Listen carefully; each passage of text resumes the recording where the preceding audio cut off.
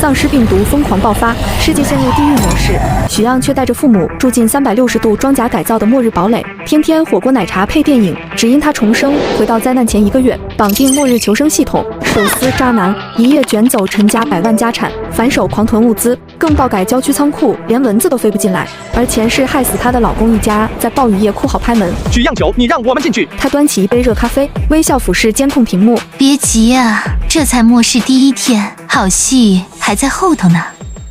哈哈哈，末世要结束了，许漾，我们用不着你了，你去死吧。许漾带着家人在末世苟了10年，终于迎来生的希望，老公却将他好不容易得来的疫苗打给了他的情人，狠狠将他推出了家门，他被丧尸活活咬死。再睁眼，许漾回到了末世到来前1个月。许漾猛地从床上坐起，大口喘着粗气。这里是我原来的家，我不是已经被陈浩推出了安全屋，被丧尸。许漾颤抖着手抓起床头的手机。2026年7月14日，7月14日，距离末世爆发还有整整1个月，我重生了。就在这时，一个冰冷的电子音在他脑海中响起：末日求生系统绑定成功，检测到宿主强烈的求生欲与复仇情绪，系统将竭诚为您服务。谁在说话？我是您的专属系统，宿主，距离末世降临还有30天，请做好准备。新手任务发布，拥有一个完全属于自己的、面积不小于300平米的私人空间。任务奖励：新手大礼包1份，内含无限空间、体能强化剂乘1、唐刀乘1。老天有眼，不仅让我重活一世，还给了我这么强大的金手指。陈浩、林婉婉，还有你们陈家所有的人，上一世你们家住在我身上所有的痛苦，这一世我要你们1000倍100倍的偿还。卧室门被推开，陈浩走了进来。漾漾，怎么醒这么早？脸色这么难看，做噩梦了？这个畜生，前世我在末世拼命杀丧尸，护了他10年，他却将情人带回家，谎称是妹妹，在我眼皮子底下苟且多年，还趁我不备抢走我的疫苗，害死了我。别碰我！漾漾，你怎么了？一大早的，谁惹你了？陈浩，我们离婚吧。说什么胡话呢？睡糊涂了是不是？我妈昨天又催我们要孩子，你不高兴了？你放心，我跟她说了，我不想跟你废话，这婚我离定了，你尽快和我去办手续。陈浩拉住许漾的手不放。陈浩，让开！我不让，除非你答应我不离婚。就在这时，许漾的脑海里再次响起系统的声音：提醒宿主，距离末世仅剩30天，时间紧迫，请勿在无意义的人和事上浪费生命。许漾眼神一凛，不再犹豫，他猛地抬脚，用尽全身力气，狠狠一脚踹在陈浩的膝盖上。啊！陈浩惨叫着跪倒在地，许漾趁机拉开门，头也不回地冲了出去。身后传来陈浩气急败坏的怒吼：许漾，你疯了！你给我回来！许漾快步走进电梯，电梯门缓缓合上，手机响起，是陈浩他妈。许漾划开接听，开了免提。许漾，你长本事了是吧？敢跟阿浩闹脾气了，还敢挂我电话？我告诉你，你别以为我们陈家娶了你就是你祖上积德了。我们阿浩要不是看你可怜，谁会要你这种不下蛋的母鸡？我命令你，现在立刻爬上给我滚回来，给阿浩道歉。上一世这样的话我听了10几年，每一次都默默忍受，为了陈浩，为了那个所谓的家。但现在，是吗？你什么态度？我什么态度？我劝你还是先管好你那个宝贝儿子吧，别在外面偷鸡摸狗，最后得病死了都没人收尸。还有，通知你一声，我要跟他离婚了，以后你们陈家的死活都跟我没关系。说完，许漾直接挂断了电话，并将号码拉黑。叮，电梯到达1楼，许漾走出电梯。第1步，取钱，我们家所有的积蓄1分都不能留给他们。第2步，租仓库。他拿出手机，打开地图软件，开始搜索郊区大型仓储出租信息。一条信息跳了出来：城东废弃工业园，350平米仓库，低价急租，水电齐全。就是你了。一辆出租车在荒草丛生的城东废弃工业园门口停下，许漾打量着眼前这个几乎被人遗忘的角落，满意的点了点头。这里远离市区，人迹罕至，正是我心中最理想的末世基地。一阵引擎轰鸣声由远及近，一辆破旧的面包车歪歪扭扭地开了过来，停在许漾面前。车窗摇下，一个皮肤黝黑、嘴里叼着烟的中年男人探出头，用审视的目光打量着许漾。喂，就是你打电话说要租仓库？是的，王哥你好，我叫许漾，我在网上看到你的信息，想租个仓库放点货。小姑娘家的，租这么大仓库干嘛？我可先说好，我这地方不许搞那些乱七八糟的。王哥放心，我做正经生意的，就是地方要得大一点。可以先看看仓库吗？行吧，跟我来。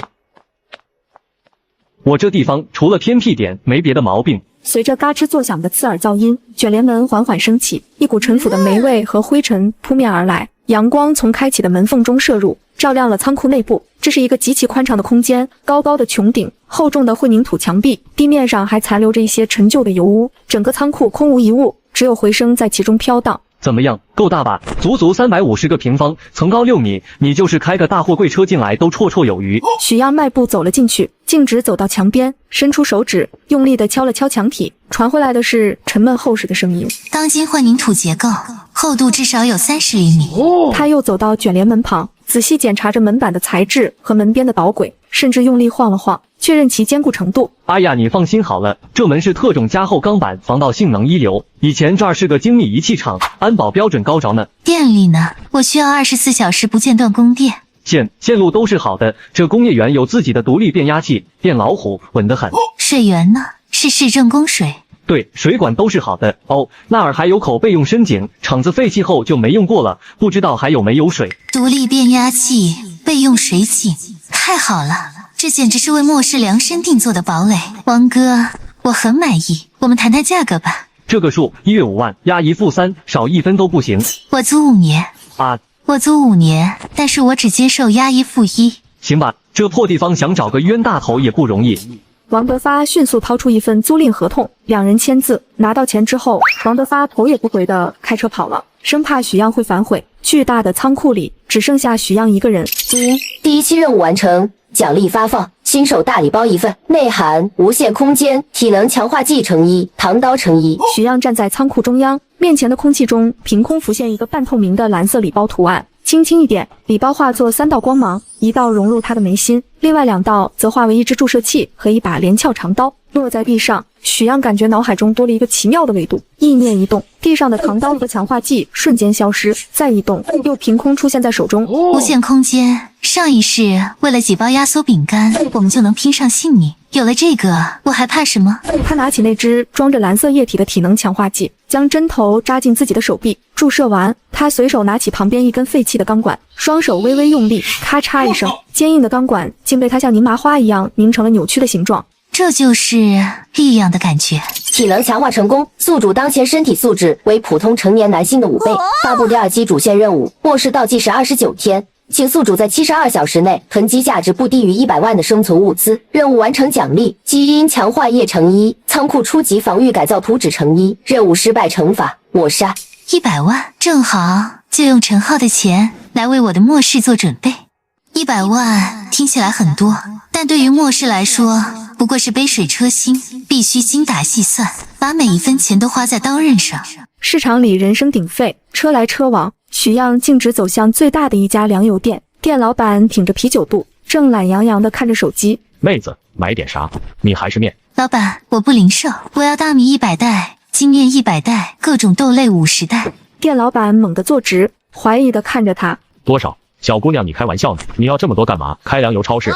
我老板准备在城郊开个大型度假山庄，食堂备货，这是预付定金，货到仓库，结清尾款，只要货好，以后长期合作。好说好说，没问题，保证给你最新日期的货，地址给我，下午就安排车队给你送过去。搞定主食，接下来是蛋白质和能量。末世里，肉是绝对的奢侈品。他穿过几条街，来到冷冻食品和罐头区，他找到一家专做批发的商铺。老板，猪肉、牛肉、鸡肉每样给我来100斤，各种水果罐头100箱。商铺老板看着眼前这个大客户，当即喜笑颜开。这些还不够，压缩饼干高热量，体积小，是最好的逃难食品。他又找到一家专卖军需用品和户外食品的店。你这里所有的压缩饼干我全要了，还有单兵自热口粮，有多少我要多少。老板以为遇到了部队采购的大单，点头哈腰的立即去清点库存。最后也是最重要的水，没有食物人可以撑几天，但没有水3天都撑不过去。他来到饮用水批发区，直接订购了500桶大桶纯净水和2000箱瓶装矿泉水。许样走进一家大型药房，药品同样是硬通货，抗生素、消炎药、退烧药在末世比黄金还贵。为了不引人注目，我必须分批多家采购。跑了几十家药店，我终于买到了大量的抗生素，还有止痛药、肠胃药、感冒药。另外纱布、绷带、碘伏、酒精棉，这些外商处理的也囤积了许多，维生素片、钙片也不能少。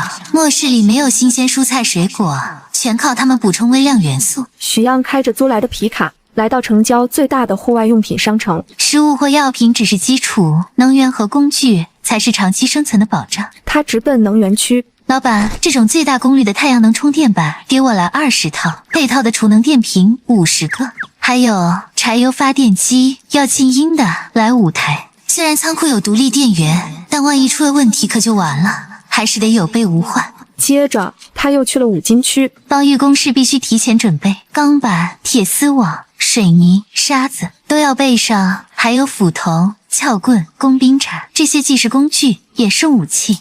他像个疯狂的采购员，将清单上的东西一一划掉：汽油桶、求生哨、净水吸管、打火石、军用手电、大功率对讲机，所有能想到的东西，他都毫不犹豫地买下。讲话的差不多了，所有货物都约好今天送到仓库，接下来就是见证奇迹的时刻。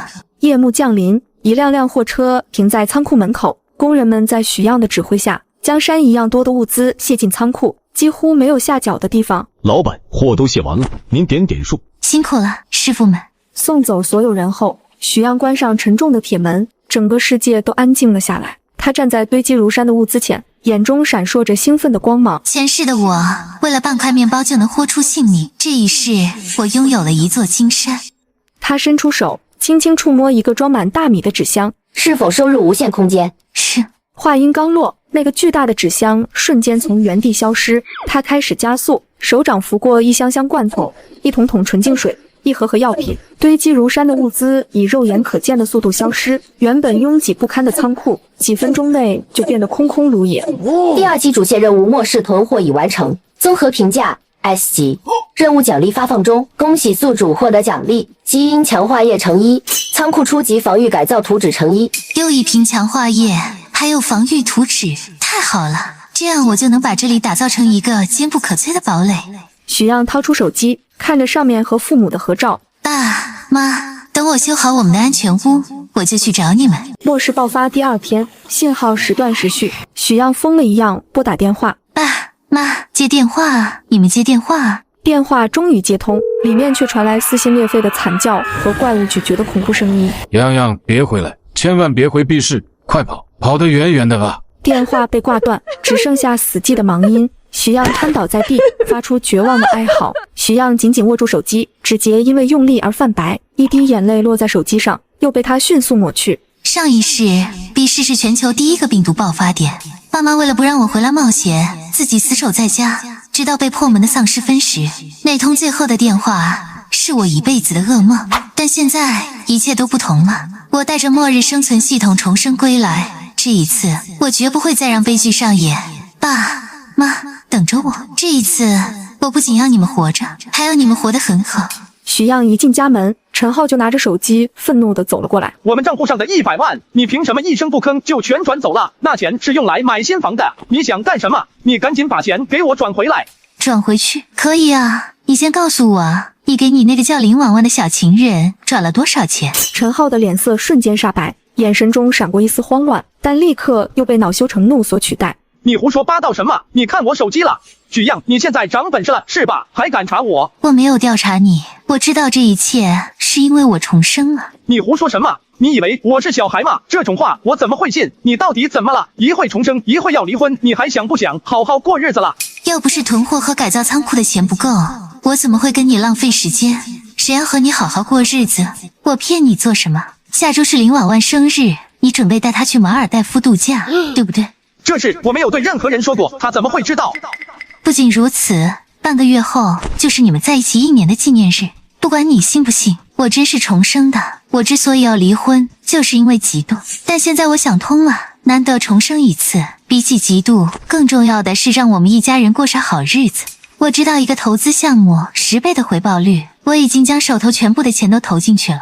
你说的是真的？当然是真的，不然我怎么会知道你和林婉婉的事情呢？好，我信你。陈浩抱住许样，老婆，对不起，以前都是我的错，谢谢你大度的原谅我，以后我一定好好对你。真可惜，你已经没有以后了。3天后，家里的房车全部变现，看着到账的500万巨款，许漾差点笑出声。而此时，陈浩的手机突然响了起来，林婉婉连着几天找不到他，终于急了。老公，你去吧，生意的事情就交给我。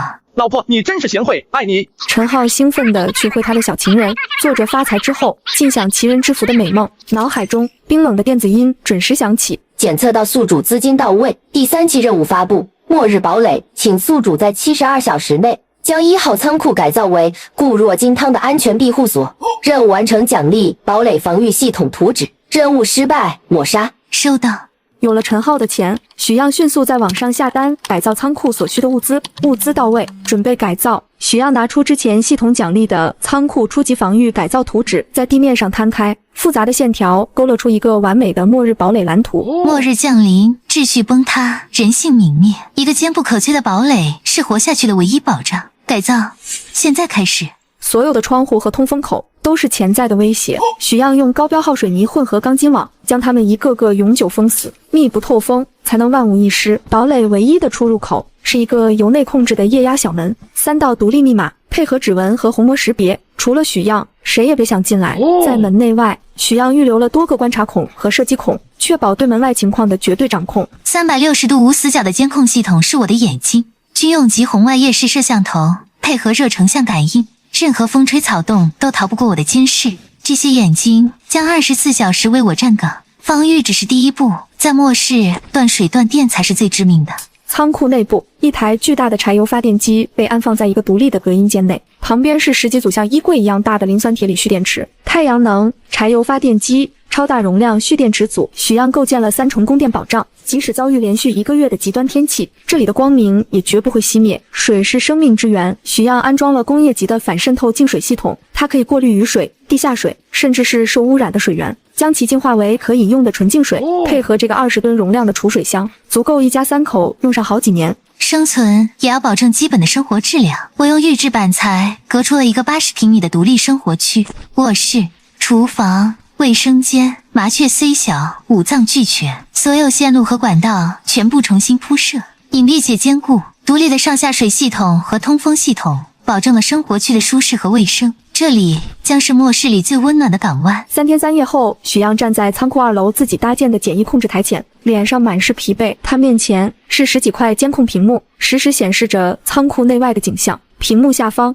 电力、水位、温度、空气质量等数据清晰地跳动着。整个仓库已经大变样，不再是空旷的厂房，而是一个井然有序、充满金属质感和安全感的末日要塞。坚固的墙壁，整齐的货架，独立的能源和生活系统，这里俨然一个微缩的军事基地。检测到堡垒改造完成度99%，符合安全标准。第3期任务完成，奖励发放堡垒终极防御系统图纸。一瞬间，无数关于电网、陷阱、自动炮塔的复杂知识涌入许漾的脑海。陈浩，谢谢你的钱，这才是能真正保命的大项目。只可惜能享受这一切的只有我。又是3天的忙碌，许漾终于完成仓库的改造。仓库周围安装了整整3圈的电网，方圆5公里都布置了陷阱。仓库顶部还有自动炮塔，无论是丧尸还是不怀好意的幸存者，对他都没有威胁了。陈浩半躺在沙发上，林婉婉像猫一样依偎在陈浩怀里，手指在他胸口画着圈。陈浩打开手机免提，拨通了许漾的电话。漾漾在忙什么呢？刚忙完，正准备休息一下呢。怎么了，阿浩？没什么，就是想你了。哦，对了，顺便问问我投在你那儿的钱，最近收益怎么样了？我跟婉婉最近看上了一辆新车。林婉婉娇嗔地捶了一下陈浩的胸口，对着电话那头用夹子音说道：漾漾姐，你可得加把劲呀！我跟阿浩就指望你带我们发财了呢。那辆玛莎拉蒂，我真的好喜欢哦。你们放心吧，那笔投资我已经加了杠杆，再过段时间收益至少能翻10番，到时候别说玛莎拉蒂，买10辆都够了。真的吗？漾漾，你真是我的贤内助。漾漾姐，你真厉害，不像我什么都不懂，只能依靠阿浩了。说什么呢？我和阿浩是夫妻，这都是我应该做的。好了，我这边还有点事，先挂了，回头聊。好，你先忙，宝宝。电话挂断，陈浩立刻抱起林婉婉，兴奋地在原地转了个圈。听见没？翻2番，那就是6000万。宝贝，你的玛莎拉蒂稳了。阿浩，你真棒。不过许漾他不会骗我们吧？她一个恋爱脑的纯女人罢了，我随便说几句甜言蜜语，她就能把心都掏给我。等钱一到手，我就跟她离婚，到时候咱们就拿着她的钱过我们的好日子。两人相视一笑，笑声中充满了对未来的憧憬和对许漾的鄙夷。先让你们好好得意得意，很快你们就笑不出来了。次日，许阳关上大门，走出仓库。爸妈，我来接你们了。这是一套充满了生活气息的老式居民楼。客厅里，妈妈正在摘菜，爸爸戴着老花镜在看报纸。门被敲响，妈妈起身开门。样样，你怎么回来啦？也不提前打个电话。许样走进门，放下背包，脸上露出温暖的笑容。想你们了，就回来看看。爸妈，我这次回来是想接你们去 A 市跟我一起住。爸爸放下报纸，扶了扶眼镜。胡闹，去 A 市干什么？我们在 B 市住了一辈子，街坊邻居都熟悉。你王叔叔还约我明天去钓鱼呢。就是啊，你爸的那些花花草草，还有我这刚腌上的咸菜，怎么离得开人？ A 市人生地不熟的，我们不去。许样知道劝说父母并不容易，他深吸一口气，表情变得严肃。爸妈，不是跟你们商量，你们必须跟我走，立刻，马上。你这孩子怎么说话呢？什么叫必须？我们不去。来不及解释那么多了，就当是我求你们，相信我这一次，跟我去 A 市，那里我已经准备好了一切，绝对比这里安全。样样，你是不是出什么事了？工作不顺利，还是跟小陈吵架了？没有，我很好。总之，你们今天必须跟我走。一家人正在客厅里争执不下，气氛有些僵持。突然，窗外传来一阵刺耳的刹车声，紧接着是人群的尖叫和哭喊声，声音凄厉，划破了小区的宁静。外面怎么了？出车祸了！爸爸说着，便起身走向窗边，想要看个究竟。许样心中猛地一沉，一种不祥的预感涌上心头。不对，上一世末世明明是10天后才爆发的，怎么会提前了？爸，别过去，危险！但为时已晚，爸爸已经拉开了窗帘，楼下的景象让他瞬间呆立当场，瞳孔因恐惧而急剧收缩。只见小区的马路上一片混乱，几辆车撞在一起，冒着黑烟。一个穿着保安制服的男人正趴在另一个倒地的女人身上，疯狂地撕咬着她的脖子，鲜血四溅。那是什么东西？妈妈也凑过去看了一眼，随即发出一声短促的惊叫，吓得瘫软在地。天哪，杀人了！许样一个箭步冲过去，哗啦一声将窗帘猛地拉上，将窗外的地狱景象隔绝。他的心跳得飞快，但眼神却在瞬间变得冷静而锐利。末世提前降临了，没有时间害怕。爸妈，听我说，现在外面很危险，我们必须立刻离开这里。他转身扶起瘫软的母亲，目光坚定地看着他们。从现在开始，一切都听我的，我会保护你们，带你们活下去。许样坐在沙发上，眼神凝重地划着手机屏幕，屏幕上是 B 市本地新闻的推送，标题写着突发，市中心发生恶性伤人事件，警方已介入，下面配着一张模糊的远景图。他点开评论区，各种言论迅速刷屏。什么情况？我刚路过，封路了，好多警车和救护车。听说跟疯狗病一样，逮着人就咬，太吓人了。楼上的别造谣，官方都说了是精神失常人员肇事，等通报。精神失常？我朋友就在现场，说那人眼睛都是全白的，力气大的吓人，根本不是正常人，视频都发不出来。果然和上一世一模一样，官方轻描淡写的通报，民众半信半疑的猜测，谁都不知道这只是末日拉开的序幕。B 市就是一切的源头，而这一世一切明显提前了。我必须在末世彻底来临前将父母带回 A 市，刻不容缓。许样关掉手机，站起身，表情是前所未有的严肃。爸妈，我们现在就走。现在这都下午了，还能买到高铁票吗？不坐高铁了，我们自己开车走，立刻马上。公共交通不行，人流密集的地方最危险。爸妈对视一眼，虽然还是有犹豫，但想到之前发生的事情，心里害怕，还是决定和许样走。一辆黑色的运派越野车在车流中穿行，许样面沉如水地开着车，时不时看一眼后视镜。后座上，爸爸和妈妈神色不安，车内广播正在播报新闻。针对今日网传 B 市出现不明原因暴力事件，市疾控中心专家表示，仅为个别散发病例，市民无需恐慌，切勿信谣传谣。你看，专家都说了没事，样样是不是你太紧张了？许样没有回答，只是猛地一拔方向盘，将车驶离了拥堵的高速主路，拐上了一条看起来有些荒凉的国道。哎，样样，你这是要去哪？导航不是走这边啊？高速堵死了，一旦前面有事，我们就是瓮中之鳖。国道车少更安全。越野车在空旷的国道上飞驰，天色逐渐昏暗，周围的环境愈发寂静。突然，许样猛地踩下刹车，车胎与地面摩擦，发出刺耳的声音。怎么了？怎么了？在车灯的照射下，前方不远处，一辆白色小轿车撞在护栏上，车头已经变形。一个穿着白衬衫的男人正背对着他们，一动不动地站在路中间。是出车祸了吗？那人好像受伤了，我们要不要下去看看？谁都别动，把车门锁死。他话音刚落，那个男人仿佛听到了声音，身体僵硬地一顿一顿地转过来。他的脸上一片灰败，双眼翻白，嘴角挂着一丝暗红的血迹，喉咙里发出嘿嘿的怪响。那是什么东西？丧尸发现了他们的车，迈开扭曲的步子，摇摇晃晃地冲了过来。快开车撞过去！不行，撞上去车可能会受损，我们不能在这抛锚。他回头看了一眼吓得魂不附体的父母，待在车里，无论发生什么都不要出来。说完，许阳转身从后座一个不起眼的行李袋里抽出一件用黑布包裹的长条物，他解开车门锁，推门下车，再反手将车门锁上，动作一气呵成。丧尸已经冲到近前，带着一股恶臭扑了上来，许阳不退反进，手腕一抖，黑布散开，露出一把寒光凛冽的唐刀。新手任务：首次清除初级感染体，任务奖励生存点+10，基础体能强化继承1。面对扑来的丧尸，许阳眼神一凛，他没有硬碰硬，而是侧身一滑，以毫厘之差躲过了丧尸的抓挠。丧尸因为惯性前冲，后背完全暴露。就是现在，许阳脚下发力，身体如离弦之箭般跟上，手中唐刀划出一道冰冷的银色弧线，扑哧一声轻响，丧尸的头颅冲天而起，在空中翻滚了2圈，重重地摔在地上，无头的尸体晃了2下，轰然倒地，黑色的血液流了一地。解决了。车内，爸爸和妈妈透过车窗，目瞪口呆地看着这一切，像是看到了什么最不可思议的画面。他们的女儿，那个文静温柔的女儿，刚刚杀了一个怪物。许阳甩掉刀身上的污血，用黑布仔细擦拭干净，重新包好，放回原位。他拉开车门，坐回驾驶座，仿佛只是下车处理了一个小麻烦。车内死一般的寂静。呀，你那刀还有刚才那个。爸妈，我说过世界变了，但请你们相信我，我不会害你们。爸爸和妈妈看着女儿坚毅的侧脸，震惊、恐惧、疑惑，种种情绪交织在一起，但最终都化为了沉默。越野车在夜色中继续前行，目的地明确。好，我们不问了。几个小时后，车子驶入 A 市郊区一个偏僻的工业园，停在一座毫不起眼的巨大仓库前。许阳下车，用一把沉重的钥匙打开了仓库的卷帘。就是这里。嘎啦嘎啦，随着卷帘门缓缓升起，里面的景象让爸爸和妈妈彻底惊呆了。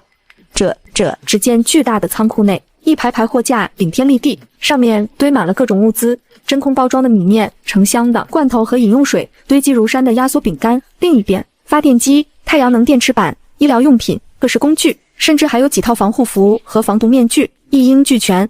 这根本不是仓库，这是一个装备精良的末日堡垒。爸妈，我们到家了。我的天，样样，你是什么时候？这得是多少东西啊？你什么时候准备的？这得花多少钱？爸妈，钱不重要，从今天起，这里就是我们的家，全世界最安全的地方。样样，你老实告诉妈，到底发生什么事了？街上那些怪物，还有新闻里说的，你是不是早就知道了？你妈说的对，你花了那么多钱弄了这么个地方，肯定不是心血来潮。许阳沉默片刻，他知道自己重生的秘密太过惊世骇俗，根本无法解释。我做了一个梦，一个很长、很真实的噩梦。梦里世界就变成了今天这样，我当时吓坏了，我分不清那到底是真是假，但我不敢赌，我宁愿当一个花了所有钱建了个没用堡垒的疯子，也不想失去你们。爸爸和妈妈对视一眼，从女儿坚定不移的眼神里，他们看到了不容置疑的决心。这个解释虽然离奇，但结合外面的乱象和女儿的行动，却又显得那么真实。我可怜的孩子，这么大的事，你一个人扛了多久？一个梦好，就当它是一个梦。呀，你做得对，你救了我们一家。爸妈，你们先好好休息，这里我装了最顶级的安保系统，门窗都是特种钢材，什么东西都进不来，有我呢。那陈浩还有你公公婆婆什么时候过来？爸妈，陈浩背叛了我，我不会再管他们一家了。爸妈对视一眼，脸上写满了心疼。过了一会，爸爸叹了口气，既然这样，那就不管了，我们一家人好好过。电视里播放着早间新闻，女主播正以平稳的语调播报着国际财经，仿佛世界上的一切都还井然有序。许阳坐在沙发上，刷新着论坛。爸爸和妈妈端着早餐从厨房里走出来，脸上带着劫后余生的恍惚。新闻上什么都没说，就跟我们路上遇到的那事儿一样，网上连个炮都没有。没有才吓人呢，这说明事情比我们想的还要严重。现在我是彻底信我们家样样了。爸妈仔细检查过许阳囤积的物资，决定再添置些。我和你妈的养老钱有50万，这次全都拿出来，一定让我们一家人在末世好好活下去。好，我手里还有100万，接下来我们就进行最后一次采购吧。许阳一家3口直接走到一个大型的蔬菜批发摊位前。老板，美女要点什么？我们家菜都是刚从地里摘的，新鲜。许阳掏出清单，囤积了大量蔬菜，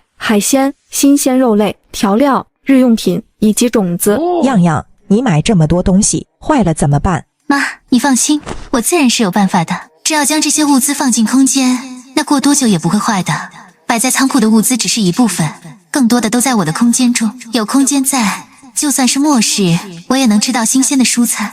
之后，他们又囤积了大量服装、书籍、电子产品、娱乐工具，确保在末世也不会无聊。许样还买了给他和妈妈的各类零食，以及给爸爸的烟酒，将手里的钱全都花光。一家人终于满意回了家，没有逼回父母。许样直接当着他们的面，将鱼虾肉类和蔬菜、大批调料收进了空间，做到永久保鲜。另一边，林婉婉租住的公寓内，陈浩惬意地靠在沙发上，怀里搂着林婉婉。正在两人有说有笑的时候，陈浩的电话声响起。儿子，你怎么把房子给卖了？这么大的事情，怎么不跟爸妈商量呢？哎呀，你们不用管，我拿钱去做投资了，这项目稳赚不赔。许样亲口说的10倍回报率，现在就是需要一笔启动资金，等钱一到账，别说1套房子，10套都给你买回来。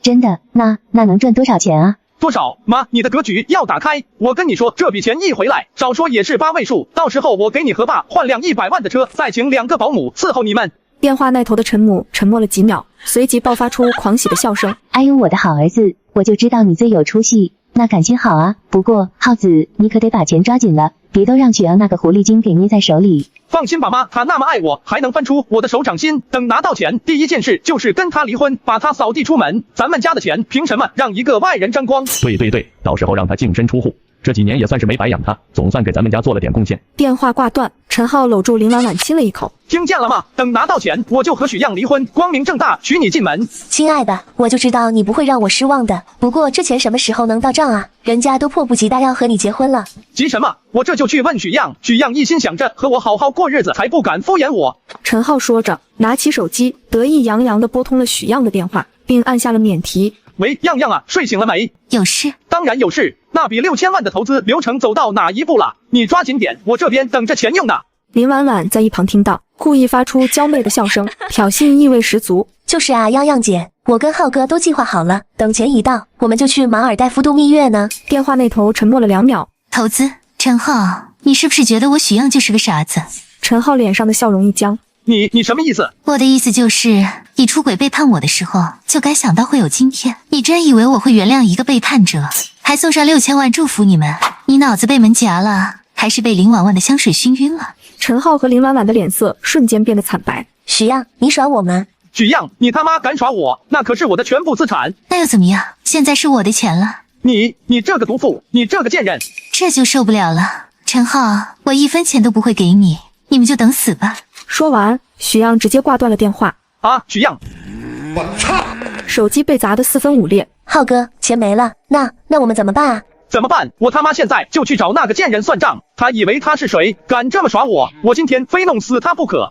陈浩怒气冲冲的快开门就往外冲。浩哥，等等我！陈浩和林婉婉冲出单元楼，远处传来一阵阵刺耳的警笛声和救护车的声音，此起彼伏，显得异常混乱。陈浩怒火中烧，完全没在意周围的异样。妈的，这个贱人，看我今天不把他的皮扒了！两人快步走向停车场，然而越往前走，他们越觉得不对劲。路上空无一人，但路边却停着几辆撞在一起的车，车门大开，有些车窗上还沾着暗红色的血迹。该死的，这什么情况？一个便利店的玻璃门被撞碎，里面货架翻倒，一片狼藉。浩哥，这是怎么了？是不是出什么事了？能出什么事？估计是连环车祸，别管闲事。就在这时，一个穿着西装的男人从街角跌跌撞撞地跑了出来，他脸上、身上全是血，一条胳膊以一个诡异的角度扭曲着。别过来！救命！有怪物！陈浩和林婉婉被吓了一跳，停下脚步。紧接着，男人身后追出来一个身影，那是一个穿着保安制服的人，但他走路的姿势极其怪异，四肢僵硬，喉咙里发出呵呵的嘶吼声。他的眼睛是灰白色的，脸上和脖子上布满了青黑色的血管。啊，那是什么？保安猛地扑上前，一口咬在了西装男人的脖子上，鲜血瞬间喷涌而出。西装男人惨叫着倒在地上，身体剧烈抽搐，而那个保安则像野兽一样趴在他身上疯狂地撕咬。我操，这他妈是拍电影吗？更恐怖的景象出现了，周围的店铺里、小巷中一摇一晃地走出了更多类似的身影。他们有的穿着病号服，有的穿着外卖员的衣服，有的还是学生模样，但无一例外，全都双眼灰白，动作僵硬，嘴里发出骇人的嘶吼，朝着血腥味传来的方向聚集过去。一个丧尸注意到了不远处的陈浩和林婉婉，他缓缓地转过头，灰白的眼珠死死地盯住了他们。闭嘴，别把他们都喊过来了！丧尸嘶吼一声，迈开僵硬的步伐，朝着他们冲了过来。啊，怪物来了！浩哥，快跑啊！巨大的拼接屏幕上正分屏播放着好几处监控画面，城市街道上，昔日繁华的商业区如今一片狼藉，几只形态扭曲的丧尸正在啃食着一具倒霉的尸体。远处不时传来凄厉的尖叫和警报声。丧尸末世全面爆发，比前世早了整整10天。幸好我动作够快，提前在外面放置了无人机监控。陈浩和林婉婉被丧尸追逐着，狼狈逃窜，艰难回到林婉婉家。许漾悠闲地坐在监控室的椅子上，手里端着温热的咖啡，正津津有味地看着监控画面。这呀，跑啊！刚才不是很能耐吗？这才拿到哪儿，好戏还在后头呢。他拿起一颗洗得晶莹剔透的草莓，慢条斯理地放进嘴里，甜美的汁水在口腔中爆开。上一世你们把我推向丧尸群，这一世我就让你们好好尝尝什么叫绝望。林婉婉和陈浩背靠着被沙发和柜子堵死的房门，大口大口地喘着粗气，脸色惨白如纸。阿浩，那些到底是什么东西？他们在吃人！陈浩惊魂未定，强撑着站起来，走到窗边，小心翼翼地撩开窗帘一角向外看。楼下的街道上，混乱仍在继续，刺耳的警报和尖叫声汇成一片末日交响曲。别自己吓自己，可能是什么电影宣传的恶作剧吧，或者是什么新型病毒，新闻上怎么说？林婉婉颤抖着手拿出手机，网络上大家都在讨论丧尸末世来了，全国各地都有丧尸变异咬死人的事情。这真的是末世，我好了啊！阿浩，从早上到现在什么都没吃，我们找点东西吃好不好？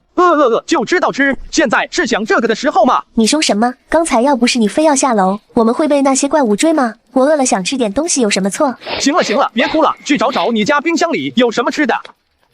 林婉婉满怀希望地拉开她那台价值不菲的双开门大冰箱，然而巨大的冰箱里只有几瓶巴黎水，一瓶喝了一半的香槟，几片孤零零的柠檬和一小盒已经过期的鱼子酱。怎么会？什么都没有。他又发疯似的拉开一个个橱柜，里面除了成套的昂贵餐具，就只有一些调味品和几包咖啡豆。陈浩跟进来，看到这景象，火气噌的就上来了。林婉婉，你这房子是样板间吗？一点能吃的东西都没有，连包泡面都没有。我平时都不在家做饭的啊，都是点外卖或者在外面吃，你又不是不知道。陈浩一脚踹在橱柜上，发出巨大的响声。我怎么知道？我以为你至少会像个正常人一样在家里备点吃的，现在怎么办？喝西北风啊！林婉婉被他吓得一哆嗦，也来了脾气。你冲我发什么火？你不也一样？你在我这里住的这段时间，要是买点菜，我们现在至于这样吗？你比起许漾真是差远了，他至少会做饭。你还觉得许漾好？你忘了是谁将你全部钱都骗走的？你被他骗得一无所有，跟个丧家之犬一样，只能缩在我家里。我要是不收留你，你就得出去被丧尸咬死。许漾看着屏幕里狗咬狗的两人，拿起一个饱满多汁的红苹果，咔嚓咬了一大口，真精彩！这才第1天就撑不住了。昏暗的房间里，窗帘被死死拉上，林婉婉蜷缩在沙发角落，脸色惨白，嘴唇干裂，正有气无力地抱着肚子。浩哥，我好了，我真的要饿死了，我们已经1天没吃东西了。陈浩烦躁地在客厅里来回踱步，听到林婉婉的抱怨，猛地停下脚步。叫什么叫？你以为我不饿吗？家里连一包泡面都没有，水也快停了。早知道会这样，当初就该多买点东西。你说我干什么？谁能想到世界会变成这样？窗外传来丧尸沉闷的嘶吼和抓闹声，让两人的神经更加紧绷。都是许漾那个贱人，肯定是他搞的鬼。他之前莫名其妙问我要那么多钱，说什么投资，结果人就消失了。现在又冒出来这些鬼东西。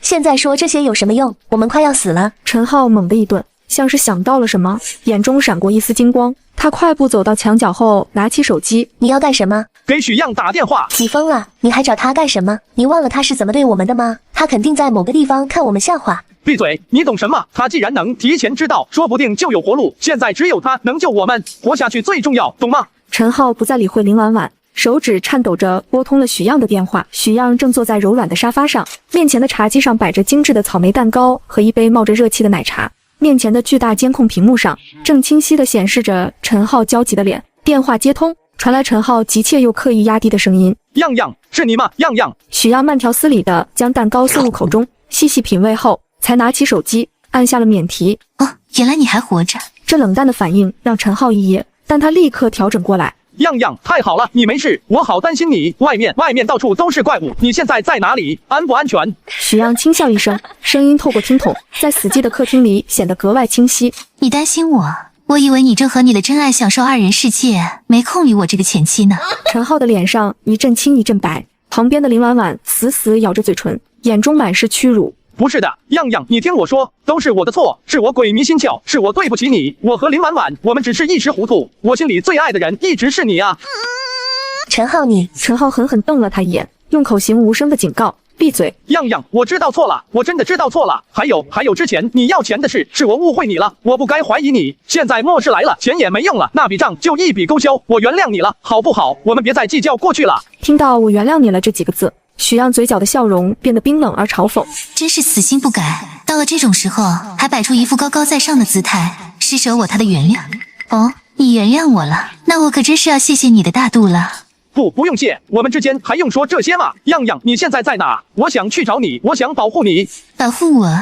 许样像是听到了天大的笑话，笑出了声。他想了想，抬起手机，按下了视频通话的请求。光说有什么用？不如我们打开视频看看，让我看看你的诚意。陈浩一愣，随即狂喜，立刻点了接受。陈浩和林婉婉的眼睛瞬间瞪大了，他们看到了许样身后那一排排顶到天花板的货架，货架上堆满了琳琅满目的物资，桶装水、大米、面粉、各种罐头、自热火锅、薯片、巧克力、零食，甚至还有医疗用品和太阳能，以及各种日常工具。这是……许样没有回答，只是举着手机，缓缓地在自己的安全屋里走动。镜头扫过正在运转的跑步机，角落里嗡嗡作响的柴油发电机，水龙头里流出的清澈自来水，还有一个巨大的双开门冰箱，里面塞满了鲜肉和饮料。怎么样，我这里还不错吧？忘了告诉你，重生是真的，我早就知道末世要来，所以提前花光了我们所有的积蓄，准备了这些东西。重生是真的这4个字如同炸雷，在陈浩和林婉婉的脑中轰然炸响，他们终于明白了一切。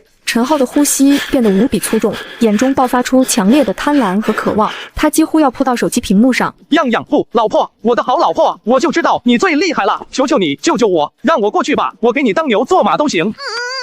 看在你道歉这么诚恳的份上，我可以给你一个机会。陈浩的眼睛瞬间亮了，我的安全屋可以让你进来，看在我们过去的情分上，我也可以允许你带上你的父母。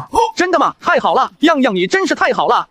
许样抬手打断了他的话，但是我的安全屋很宝贵，容不下垃圾。他的视线透过屏幕落在了陈浩身旁，脸色煞白的林婉婉身上。我的条件很简单，把它丢下。林婉婉浑身发抖，不敢置信地看着手机屏幕里的许样，接着缓缓地走到陈浩身边。浩哥，你听见了吗？他在让你丢下我，你不会的，对不对？你快告诉他，你不会这么做的。陈浩的身体僵住了，他的眼睛死死盯着手机屏幕里许样那张冷漠又美丽的脸，以及他身后那代表着生的无尽物资。他的喉结上下滚动，贪婪和求生的欲望彻底压倒了一切。他挣脱林婉婉的手臂，然后缓缓地向后退，拉开了与林婉婉的距离。样样，你放心，我跟他本来就没什么，都是他勾引我的，我马上就处理掉这个麻烦。陈浩，你这个畜生！陈浩猛地转头，脸上再无一丝犹豫，取而代之的是狰狞和不耐烦。闭嘴！要不是你这个贱人，我早就跟样样过上好日子了，现在还想拖累我，你做梦！他一把将林婉婉推倒在地，眼中闪烁着凶光。许样拿起苹果，轻轻咬了一口，脸上带着欣赏好戏的冰冷的微笑。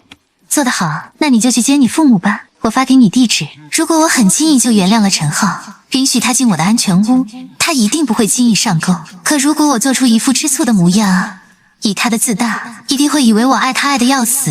之前做的所有事情都是因为嫉妒，而我要的就是这个效果。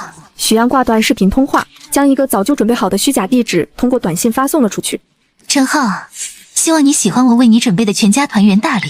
陈浩看着手机屏幕上弹出的地址信息，脸上是抑制不住的狂喜。太好了，他果然还爱着我。安全屋物资我们有救了，嘿嘿。他猛地一踩油门，车子咆哮着加速，溅起路边的污水。他拿起手机拨通了电话。爸妈，我们有救了。儿子，这是怎么回事啊？外面有好多怪物，我好害怕。妈，你别急，现在外面多了好多怪物，你可千万别出门，我这就来接你们。许样不知道走了什么狗屎运，提前知道了末日，准备了一个堆满物资的安全屋，他亲口答应了，让我们一家都住进去。真的，许阳还有这本事？是真的，别说这些了，你们就在家等着，我马上就到。巨大的监控墙上分割出10几个画面，许样端着一杯热气腾腾的咖啡，眼神平静地看着其中一个。屏幕里是一栋位于城市郊区的2层小楼，带着一个整洁的院子，院子里种满了蔬菜，绿意盎然。一对老夫妇正在院子里焦急地走来走去，正是陈浩的父母。他们看起来气色红润，衣着干净，丝毫没有末世里挣扎求生的狼狈。住在郊区，周围人口密度低，自己种菜，自给自足，比起城里那些为了半块面包就拼命的人，你们的日子还真是清闲。太好了，等到了安全屋，就将许样赶出去，到时候那就是我们一家人的地盘了。就是那个贱人，前段时间还骂我，挂我电话，我绝不会放过他。还真是令人熟悉的不要脸呢。前世你们也是这样，安逸的躲在后方，心安理得的享受着我用命换来的一切。许样浑身是伤，面色苍白，正用发抖的手给自己包扎胳膊上的抓伤，伤口深可见骨。陈母端着一个空水盆走进来，一脸刻薄的将盆子重重摔在桌上。许样，家里的水又没了，你今天必须再出去一趟。妈，我昨天才出去过，东区的超市已经被丧尸群占领了，我差点就回不来。陈父背着手走进来，脸色阴沉。嫁进我陈家，不是让你来享福的，让你去找点水，推三阻四的，难道要我们2个老骨头出去送死吗？你这个白眼狼！许样看向缩在角落，不敢与他对视的陈浩。陈浩，样样爸妈也是为了大家好，你就再辛苦一下，注意安全。陈母直接将一把豁了口的消防斧塞进许样怀里。别磨蹭了，天黑前回不来，你就死在外面吧。许样欣喜若狂地举着一支装着蓝色液体的针剂，这是他九死一生换来的疫苗。我们得救了，这是疫苗，只要注射了，就再也不怕丧尸病毒了。陈浩和他的父母立刻围了上来，眼神贪婪地盯着那支针剂。样样，快把它给我！我是男人，是家里的顶梁柱，我必须先注射，才能更好地保护你们。别急，这个疫苗可以打给4个人，我们一家人都可以。那正好，我爸妈还有婉婉，刚好。你说什么？那我呢？你这么有本事，那就再去找一支。就是这疫苗是我们陈家的东西，你一个外人凭什么拿着？许样吃痛，死死护住疫苗。陈浩的眼神瞬间变得冰冷而残忍，他不再伪装，猛地扑上来抢夺。给我！陈父从背后狠狠一推，许样站立不稳，踉跄着撞向身后那个残破不堪的玻璃窗。去死吧你！砰的一声，玻璃碎裂，许样绝望地从楼上摔落了下来。在许样摔出门外的瞬间，陈浩成功抢走了疫苗，毫不犹豫地扎进了自己的胳膊。抱歉，许样，末世要结束了，你也没用了。许样绝望的尖叫声中，他看见陈浩的父母脸上露出快意的残忍的笑容，随即他被无穷无尽的丧尸彻底淹没。卸磨杀驴，好一个卸磨杀驴！陈家人，这一世游戏规则由我来定，你们不是喜欢躲在安全的壳子里享受别人的牺牲吗？好戏开场了！陈浩双眼布满血丝，死死盯着前方，油门踩到了底，砰一声，一个蹒跚的丧尸被车头撞飞。陈浩连眼皮都没眨一下。许样，你最好没骗我，等我接到我爸妈住进你的安全屋，看我怎么收拾你。他又想起视频里许样那张平静的脸和他描述的安全屋，4季恒温，水电网全通，还有吃不完的食物。哼，算你识相，等我安顿下来，这安全屋就是我的了。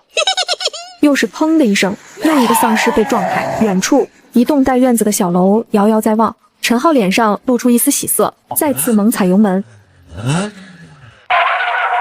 陈浩从车上跳下来，用力拍打着铁门。爸妈，开门，我回来了。院子里很快传来一阵脚步声，铁门被打开，露出一张惊喜交加的脸。哎呦，我的好儿子，浩浩，你可算回来了，妈担心死你了。陈母一把抱住陈浩，使劲拍着他的后背。回来就好，外面怎么样了？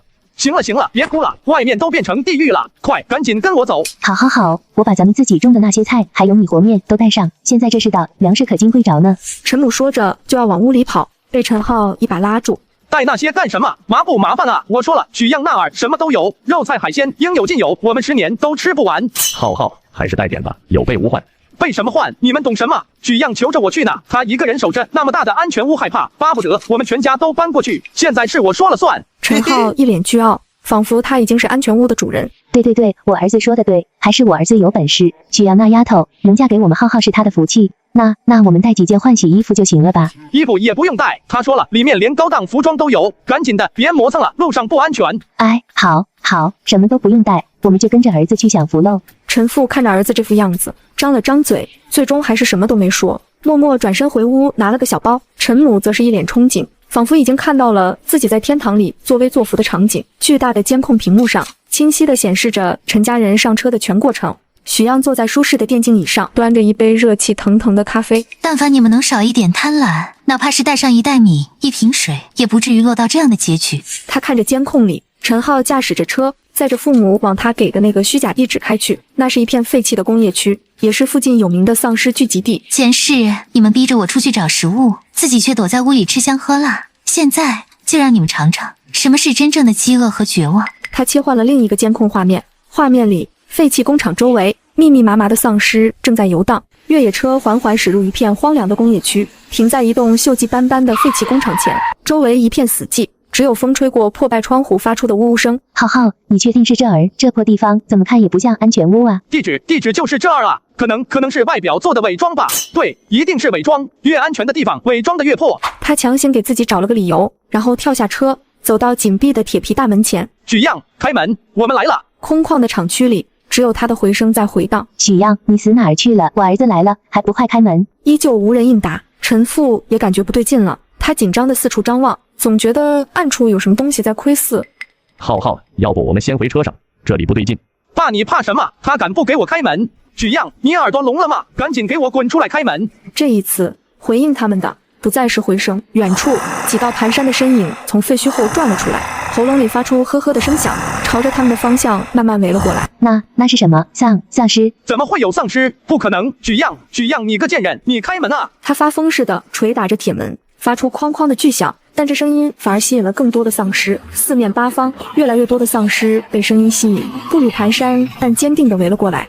浩浩，快上车，快走啊！陈浩回头一看，脸色瞬间惨白如纸，来时的路已经被7、8个丧尸堵住了。许漾，我错了，我求求你，你开门好不好？让我进去，求求你了。许漾，好孩子，妈以前对你不好，妈给你道歉，你让我们进去吧，求你了。然而，巨大的铁门依旧纹丝不动，像一堵冰冷的绝壁，隔开了生与死。绝望之中，陈浩终于明白了，许漾，你算计我，你耍我。他终于意识到，从头到尾，这就是一个骗局。陈母从地上爬起来，状若疯癫地指着大门破口大骂：许漾，你个小贱人，你不得好死！你敢骗我们，我做鬼也不会放过你啊！一个丧尸已经扑到了他的脚边，一口咬在了他的小腿上，凄厉的惨叫响彻了整个废弃工业区。啊，浩子，救我！快来救我！把这个鬼东西从我身上拉开！陈浩惊恐地看着这一幕，下意识地后退了2步，脸上写满了恐惧，却没有上前。妈，我过不去啊！陈父见状，脸色一变，果断地一把抓住陈浩的胳膊，用尽全力往越野车的方向拖。走，快走！他被咬了，已经没救了。你想我们爷俩都死在这儿吗？陈浩被拽得一个踉跄，回头看了一眼血泊中的母亲。可是那是我妈。现在她就是个会咬人的怪物，你还想不想活了？陈母眼睁睁看着丈夫和儿子非但没有救她，反而转身逃跑，眼中瞬间充满了绝望和怨毒。陈建国、陈浩，你们2个没良心的畜生！为了活命连我都不要了，我做鬼都不会放过你们，我咒你们不得好死啊！他的话还没说完，更多的丧尸便一拥而上，瞬间将他的身体淹没。撕咬声、骨头碎裂声和模糊的惨叫声混在一起，很快又归于沉寂。陈浩和陈父头也不回地爬上车，陈浩甚至手抖的几次都插不进车钥匙。废物，快开车！越野车发出一声轰鸣，猛地窜了出去，将围上来的几个丧尸撞飞，疯狂地逃离了这片人间地狱。车内气氛死寂，父子俩谁都没有说话。陈父大口喘着粗气，陈浩则双手死死攥着方向盘，眼神空洞。车子在公路上疾驰了10几分钟，终于开回了他们位于郊区的2层小屋。终于回家了。然而，当车灯照亮前方时，父子俩同时僵住了。原本还算安全的小屋，此刻院门大开，门口、院子里，甚至屋顶上都挤满了黑压压的丧尸。他们不知疲倦地撞击着脆弱的木门和窗户，发出砰砰的闷响。怎么会这样？我们走的时候还好好的，这里的丧尸怎么比刚才还多？爸，我们没地方去了，彻底没地方去了。许漾正悠闲地坐在巨大的监控墙前，面前的10几个屏幕上正分屏播放着刚刚发生的一切。一个屏幕上是陈母被丧尸吞噬的最后画面，另一个屏幕上是陈浩父子在自家小屋前面如死灰的绝望表情。这可真是一出绝佳的好戏。许漾端着一杯红酒，嘴角勾起一抹冰冷而快意的笑容。他拿起遥控器，轻轻一点，调出了另一段几分钟前录下的影像。这一切要怪只能怪你们蠢。画面中，就在陈浩一家开车离开后不久，一个无人机悬挂着大串鞭炮，冲进了陈家未熄灭的火炉中。噼里啪啦的巨大声响和刺眼的火光在寂静的黑夜中传出很远，被鞭炮声吸引的丧尸如同潮水一般，从四面八方涌向陈家小屋，很快就将那里围得水泄不通。贪婪是会付出代价的，而你们一家罪孽深重，这才只是个开始。别急，好戏还在后头。他话音刚落，桌上的手机就响了起来，来电显示正是陈浩。许漾眼中闪过一丝嘲弄，他按下了免提键，将手机随手放在桌上，悠闲地坐在椅子上，好整以暇地准备欣赏接下来的表演。电话一接通，陈浩崩溃的哭喊声就传了过来。样样，我错了，我真的错了，你开门吧，求求你，让我们进去吧，外面全是丧尸，我们没地方去了。许漾没有说话，只是晃了晃杯中的红酒，目光冰冷地注视着监控里陈浩那张涕泪横流的脸。陈浩听不到回应，更加慌乱和绝望。样样，你说话啊！你忘了我们以前了吗？你忘了你生日的时候，我为了给你买那个你最喜欢的草莓蛋糕，跑遍了整个市中心吗？还有你发高烧那次，我不是守了你一整夜吗？那些过去你都忘了吗？听到这里，许漾终于嗤笑一声：“陈浩，没想到你记性这么好啊！”你记得，你当然都记得。样样，看在我们过去这么多年的情分上，你就原谅我这一次好不好？我爸妈他们也是一时糊涂。我妈她已经死了，我代他们向你道歉。只要你让我进去，我给你当牛做马，做什么都行。情分，陈浩，你也配跟我提情分？电话那头的陈浩愣住了。你送我的生日蛋糕是用我辛辛苦苦坚持半个月给你买限量版球鞋剩下的零头买的。你守着发烧的我一夜，是因为第二天就要交毕业设计。你逼着我通宵给你画完图纸，这些你是不是也记得很清楚啊？我们恋爱3年，你有做过一件对得起我的事情吗？我样样，那些都是过去的事了，你怎么？可那些事情过不去，你还不明白吗？从始至终，我就是在骗你。我用你的钱建造了一个安全无比的安全屋，但我根本不会让你进去，地址是假的，我就是要骗你们去死，我就是为了报复你们，懂了吗？说完，许漾毫不留情地挂断了电话，嘟嘟嘟字的忙音在狭小的车厢里回响，显得格外刺耳。完了，这下我们彻底完了。陈浩的手机从手中滑落，他双目失神，面如死灰，彻底瘫软在座位上。车窗外，丧尸不停嘶吼着。许漾走出监控室，扑鼻的饭菜香气瞬间将他包裹。明亮温暖的餐厅里，一张铺着干净桌布的长桌上，摆满了热气腾腾的佳肴。糖醋排骨闪着诱人的油光，清蒸鲈鱼鲜嫩洁白，翠绿的西兰花上点缀着蒜蓉。正中间，一个鸳鸯火锅咕噜咕噜地冒着热气，红油锅底和菌汤锅底泾渭分明，旁边摆放着切得整整齐齐的肥牛卷和各类蔬菜。爸爸正拿着碗筷从厨房出来，看到女儿，脸上立刻堆满了笑。洋洋，快来，就等你了。你妈今天可是做了你最爱吃的糖醋排骨。妈妈围着围裙，端着最后一盘刚洗好的生菜走过来，眼神里满是心疼。你这孩子又在那个小黑屋里待了半天，快过来吃饭，暖暖身子。外面那些都解决了。妈爸都解决了，再也没有人能打扰我们一家3口的好日子了。真跟做梦一样，外面都乱套了，我们居然能天天吃火锅，样样多亏了你啊。是啊，要不是我们家样样有本事，我和你爸现在还不知道在哪儿被丧尸追呢。许漾看着父母，心中涌起一股暖流。上一世他没能保护好他们，这一世他用尽一切，终于换来了眼前的安宁。爸妈，别说这些了，我们庆祝一下，庆祝新生，以后我们就在这里，哪儿也不去，开开心心的过日子。好，庆祝新生。我们一家人再也不分开了。一家3口温馨的碰杯，温暖的灯光下，3人的笑脸幸福而满足。窗外是死寂的末世，而这一方小小的天地却宛如天堂。时间飞逝，半个月一晃而过。这段时间，许漾有时带着父母在装备齐全的健身房里锻炼身体，爸爸在跑步机上挥汗如雨，妈妈在练瑜伽，许漾则是在练习格斗术，动作干脆利落。样这身手真是越来越好了，爸爸为你骄傲。有时一家3口围在巨大的投影幕布前看电影，手里抱着零食和可乐，笑得前仰后合。还能一家人一起看电影的日子，真是太美好了。在这与世隔绝的钢铁堡垒里，一家人仿佛生活在世外桃源。丰富的物资让他们衣食无忧，强大的防御系统给了他们十足的安全感。末日的残酷似乎已经离他们远去。爸爸妈妈，只要你们在我身边，我就是最幸福的人。而外界残忍的一幕幕在全球的各个角落展开，有人为救至亲沦为丧尸，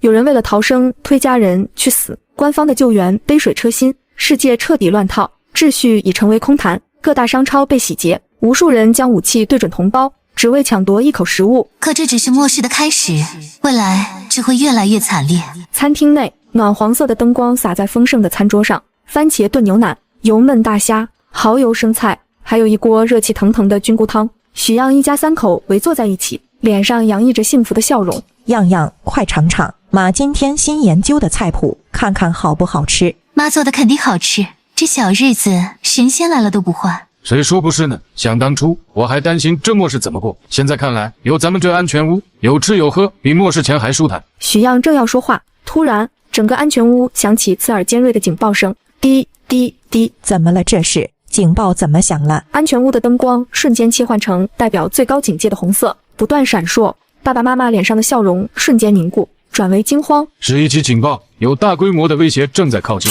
爸妈，你们待在这里，千万别出去，我去监控室看看。说完，许样迅速起身，快步冲向监控室。许样冲进监控室，巨大的电子屏幕墙上，几十个监控画面正实时显示着仓库外的情况。看到画面的瞬间，饶是许样也忍不住倒吸一口凉气。怎么会这样？仓库四周黑压压的一片，全是丧尸，他们密密麻麻，一眼望不到头，如同潮水般将整个仓库围得水泄不通，正疯狂地用身体撞击着仓库坚固的金属外墙。砰砰砰，沉闷的撞击声仿佛擂鼓，震得人心发慌。不对劲，这太不正常了。我选的这个郊区仓库位置偏僻，人迹罕至，方圆10里连个村子都没有，怎么可能在这么短的时间内聚集起这么多丧尸？许样迅速在操作台上操作，调出一个个高清摄像头，开始进行远距离拉近放大。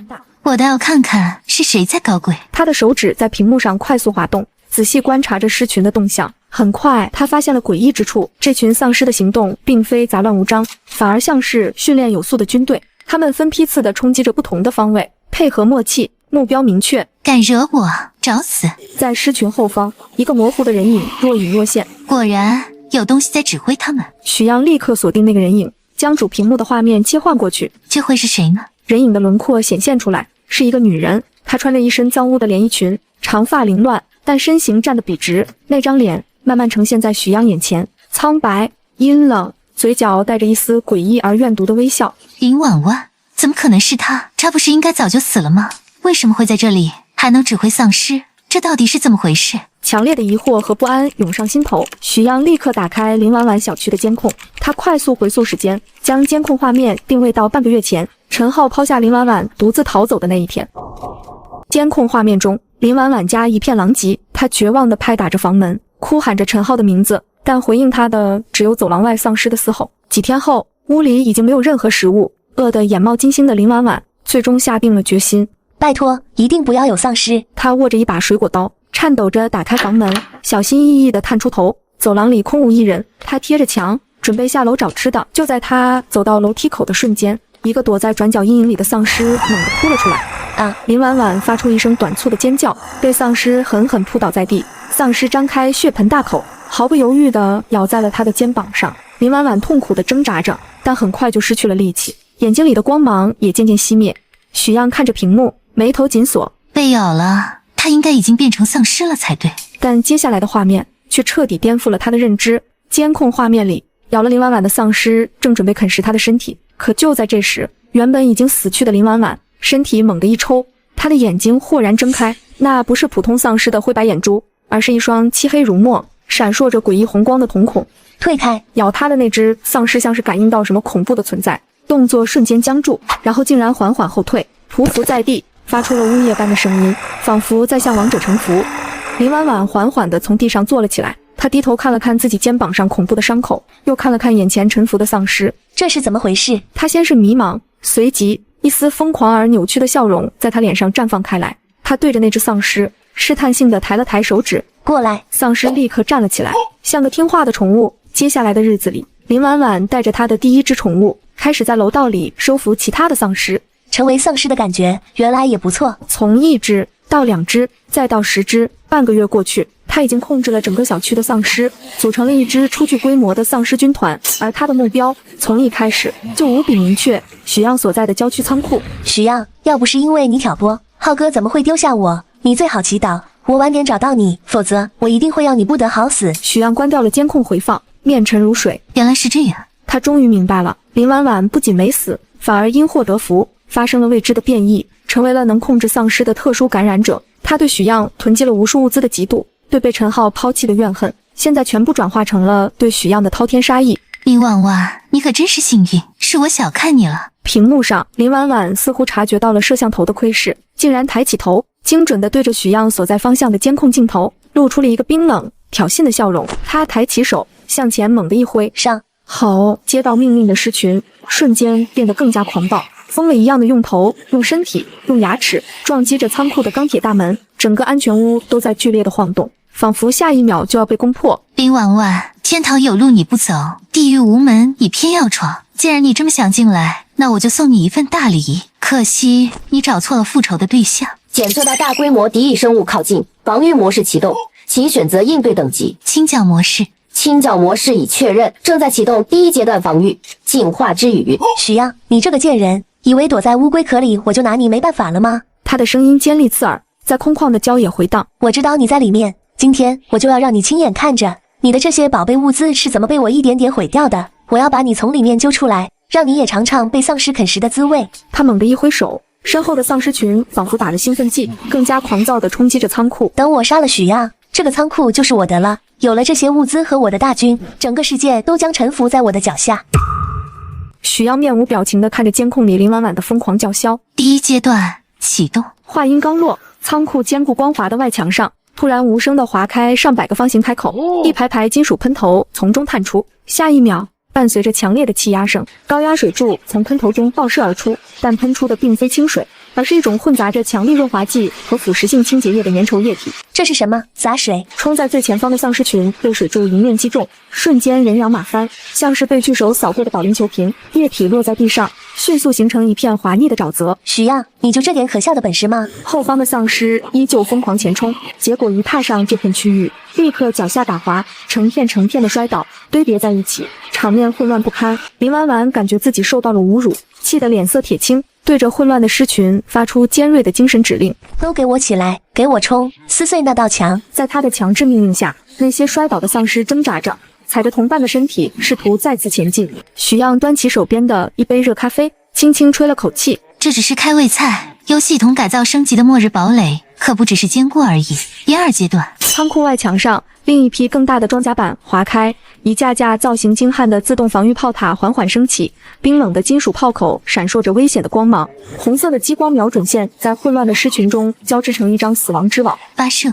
咻咻咻！没有震耳的枪声，只有压缩空气发射时尖锐的破空声。炮塔射出的不是子弹，而是一根根经过特殊加固的合金钢钉，钢钉精准而致命，以恐怖的速度穿透丧尸腐烂的头颅，每一声轻响都代表着一个丧尸的彻底死亡。他们甚至来不及发出嘶吼，就直挺挺地倒下，额头上多出一个小小的孔洞。不过如此，这是一场无声而高效的屠杀。林婉婉脸上的狂笑僵住了，她眼睁睁看着自己的士兵被用一种近乎艺术的方式点杀，心头涌上一种不祥的预感。怎么可能？他哪里来的这些武器？这根本不是一个普通的仓库。恐惧开始蔓延，他疯狂催动自己的异能，双眼红得几乎要滴出血来。剩下的丧尸变得更加狂暴，无视同伴的死亡，踏着他们的尸体发起决死冲锋。给我上，全都给我上，撕碎他！许样靠在椅背上，眼中闪过一丝冷冽的寒光。如果我只是简单囤积了一仓库的物资，今天面对你的丧尸大军，或许真的会束手无策。可惜我不仅重生了，还绑定了末日堡垒系统。林婉婉，你拿什么跟我斗？第3阶段，仓库顶部几个巨大的圆形装置缓缓升起，表面亮起幽蓝色的电弧，一阵低沉的嗡鸣声响起，迅速攀升为一种人耳无法捕捉却能让灵魂站立的超高频声波，如无形的巨浪般席卷而出。游戏要结束了。还在冲锋的丧尸群仿佛被按下了暂停键，集体僵在原地，他们痛苦地抱住头颅，黑色的血液从他们的七窍中流出，在无形的音波折磨下，他们失去了理智，开始疯狂地攻击身边的一切，包括彼此。林婉婉也遭到了波及，她感觉自己的大脑像是被10000根钢针穿刺，与丧尸大军的精神链接在瞬间被撕得粉碎。啊，这是什么鬼东西？她痛苦地在地上来回翻滚，眼睁睁看着自己引以为傲的军队在自相残杀和炮塔的点射下迅速走向灭亡。不，回来，都给我回来！然而没有一个丧尸回应他，他们已经彻底失控。许阳看着屏幕上那片人间地狱般的惨状，神色没有一丝波澜，他优雅地晃着咖啡杯。最终阶段启动，刺耳的声波和炮塔的射击声同时停止。就在林婉婉头痛欲裂，以为攻击结束时，仓库地基的边缘，一圈隐藏的沟槽打开，喷射出大量油状液体，瞬间浸透了整个战场的尸体和地面。这是什么？还不等他反应过来，那圈沟槽中轰的一声，燃起了熊熊烈焰，火焰沿着助燃剂的轨迹，瞬间形成一个巨大的火圈，将整个仓库外围变成一片火海。那些残存的、自相残杀的丧尸，连同满地的尸骸，顷刻间被烈焰吞噬。啊，怎么会这样？他双腿一软，彻底瘫跪在地上，眼神空洞地望着那片炼狱。火焰来得快，去得也快，系统精准地控制着燃料。当所有丧尸都被焚烧成焦炭后，火焰便迅速熄灭，仓库周围只留下一个巨大的、漆黑的圆形烙印，以及烙印中无数无法分辨的灰烬。结束了。伴随着沉重的金属摩擦声，仓库厚重的合金大门缓缓升起，门外焦黑的土地上遍布着丧尸残缺不全的尸体，空气中弥漫着刺鼻的焦糊味和腐臭味。自动防御炮塔已经悄无声息地收回墙体内，仿佛刚才那场单方面的屠杀从未发生。许阳面无表情地从门内走出，不远处，林婉婉瘫坐在地，浑身脏污，脸上写满了劫后余生的惊恐，不住地向后挪动身体。你别过来，这些都是你做的。许阳在他面前停下，居高临下地看着他，嘴角勾起一抹讥讽的弧度。你的丧尸军团看来也不过如此。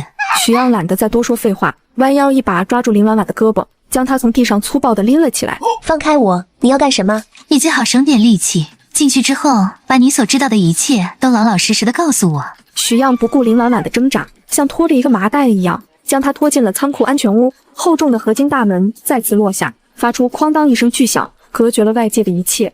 安全屋内灯火通明，干净整洁，与门外的末日景象判若两个世界。许阳将林婉婉推进一间空旷的房间，一把将她甩在一张金属椅子上。林婉婉惊魂未定地环顾四周，当她回想刚才货架上堆积如山的食物、成箱的饮用水和仍在嗡嗡运作的精密仪器时，眼睛瞬间瞪大了，脸上满是震惊和嫉妒。你怎么能拥有这一切？你怎么配？你有什么资格？看来你已经参观完了，现在该说说正事了。你是怎么找到这里的？林婉婉猛地回过神，眼神躲闪，嘴唇紧紧抿着。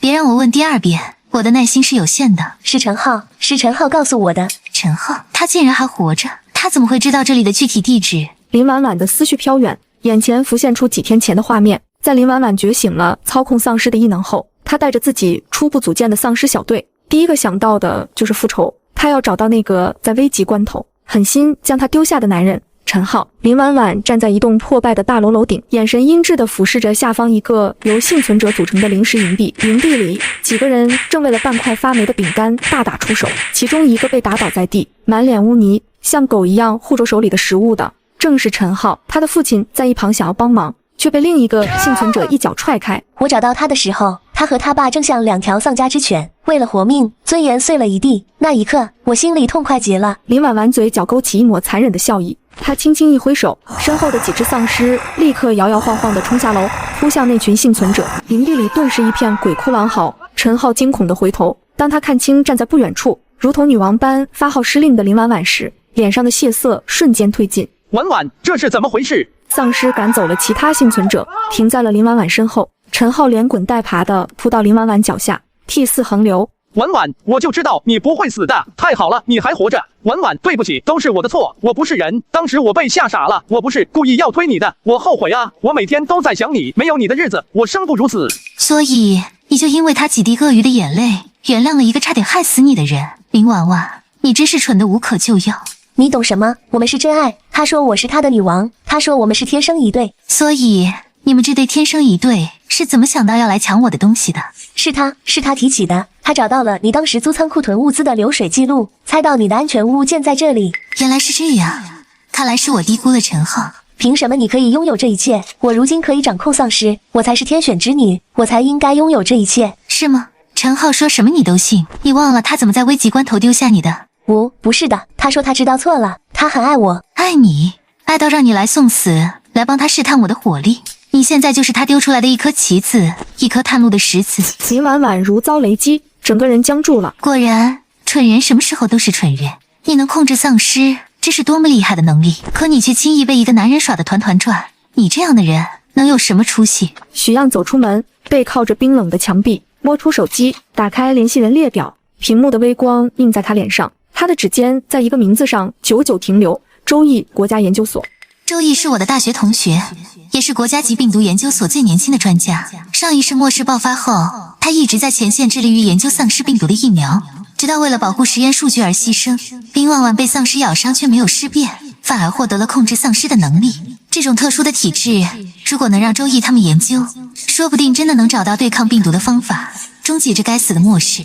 但是陈浩这个知道我安全屋具体位置的毒瘤，必须在他把消息扩散出去之前彻底拔除，我绝不能再给他任何伤害我的机会。许样转身，毫不犹豫地再次推开了审讯室的门。听到开门声，被绑在椅子上的林婉婉浑身一颤，惊恐地抬起头。你又想干什么？该说的我都已经告诉你了。打电话。打给谁？说什么？打给陈浩，告诉他你已经成功控制了我，占领了我的安全屋，让他和他爸立刻马上过来接受这里的一切。你要害阿浩，还要我帮你？不是我要害他，是他先害了我，包括你。林婉婉，你不想报仇吗？不过我也不是在跟你商量，你不听我的，我就弄死你。被丧尸咬了你没死，但是被刀砍掉头颅，你还能活下去吗？不要，你是个魔鬼，你就是个彻头彻尾的魔鬼。魔鬼？比起那个为了活命就把你丢下，转头又哄骗你来抢我物资的陈浩，我这点手段又算得了什么呢？我再问最后一遍，打还是不打？我打，求你别杀我！林婉婉颤抖着双手，艰难地捧起手机。许阳站在一旁，手里握着刀。电话拨通，几声忙音后，陈浩那急不可耐的声音从听筒里传来：婉婉，宝贝，怎么样了？你成功了吗？许样那个贱人呐，你没受伤吧？许样用眼神示意林婉婉。阿浩，我成功了，我真的成功了。许样那个蠢货根本不是我的对手，他已经被我的丧尸宝宝们撕碎了。太好了，婉婉你太棒了，我就知道你是最厉害的，我就知道。嘿嘿，阿浩，你根本想象不到，这里的物资堆得像山一样高，吃的、喝的、用的，什么都有。你快带叔叔过来，我们发财了，我们以后再也不用过那种吃上顿没下顿的日子了。好，我们马上就出发，地址就是我之前告诉你的那个坐标，对吧？婉婉，你等着我，我们俩的好日子终于要来了。电话被挂断，林婉婉像是被抽干了所有力气，瞬间瘫软在椅子上。电话从他无力的手中滑落，啪的一声掉在地上。我都照你的吩咐做了，你能不能放了我？别急，杀了陈浩之后，你对我还有更大的用处。你个魔鬼！许样坐在监控屏幕前，屏幕上分割成数个画面，清晰地显示着安全屋外的每一个角落。他神情淡漠，手中端着一杯热气腾腾的咖啡。在他身后，林婉婉被绑在椅子上，嘴被胶带封住，眼中满是惊恐和哀求，只能发出呜呜的声音。监控画面中，两个人影鬼鬼祟祟地靠近。来了！陈浩父子俩躲在一辆废弃汽车后面，死死盯着不远处那栋毫不起眼的仓库。陈浩的脸上布满了混杂着期待和怨毒的扭曲神情，拳头捏得咯咯作响。儿子，你再好好想想，林婉婉那丫头真的靠得住吗？她说她已经把许样解决了，控制了这里，可这门关得死死的，一点动静都没有，我这心里怎么老是发毛呢？爸，你放心，婉婉爱我爱得要死，为了我她什么都肯做，怎么可能会骗我？陈浩转头，目光扫过周围荒凉的废墟，声音里满是即将复仇的快意和狠毒。他说许样那个贱人已经被他引来的丧尸群撕碎了，现在这个固若金汤的安全屋就是我们的了。我等这一天等了太久了，要不是许样当初给我们假的地址，妈怎么会被丧尸咬死？今天我一定要让许样不得好死。话是这么说，可上次的教训太惨了，我就是怕。那是许样诡计多端，婉婉不一样，他就是个恋爱脑的蠢货，我让他往东，他绝不敢往西。他说了，这是他送给我的礼物。就在陈浩自信满满，陈父犹豫不定的时候，他们面前那扇沉重的金属大门突然发出一声轻微的咔嗒声，两人瞬间噤声，浑身紧绷，齐齐后退一步，警惕地盯着大门。大门缓缓打开，可走出来的不是他们想象的林婉婉，而是许样。陈浩，好久不见。看到许样活生生地站在面前，毫发无损，甚至比记忆中更加从容强大，陈浩脸上的血色唰的一下退得干干净净，他瞳孔猛地收缩，大脑一片空白，所有的得意、狠毒、自信在这一刻瞬间崩塌，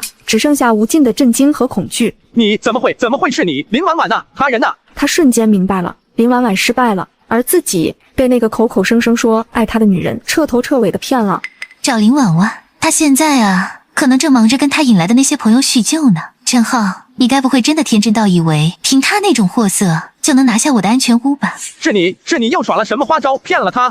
我骗他？陈浩，你摸着你那颗早就烂透了的良心问问，到底是谁在骗谁？你让他带着丧尸群来攻打我的安全屋，真的是相信他能成功吗？不，你只是想让他当一块探路的石头，一只送死的炮灰，让他用命来消耗我的防御，测试我的底牌，以好坐收渔翁之利。这算盘打得可真响啊！陈浩被一语道破心事，脸色青白交加，眼神剧烈闪烁，嘴唇几次张合，却说不出一句反驳的话。他确实是这么想的。林婉婉成功了最好，他直接接收成果，失败了也无所谓，正好借许样的手除掉这个越来越粘人、越来越碍事的工具。许样，你真是该死！他计划得很好，只是没想到许样竟然毫发无损，而他自己却像个小丑一样送上门来。陈浩深吸一口气，知道今天无法善了，索性破罐子破摔，脸上浮现出狰狞而扭曲的笑容。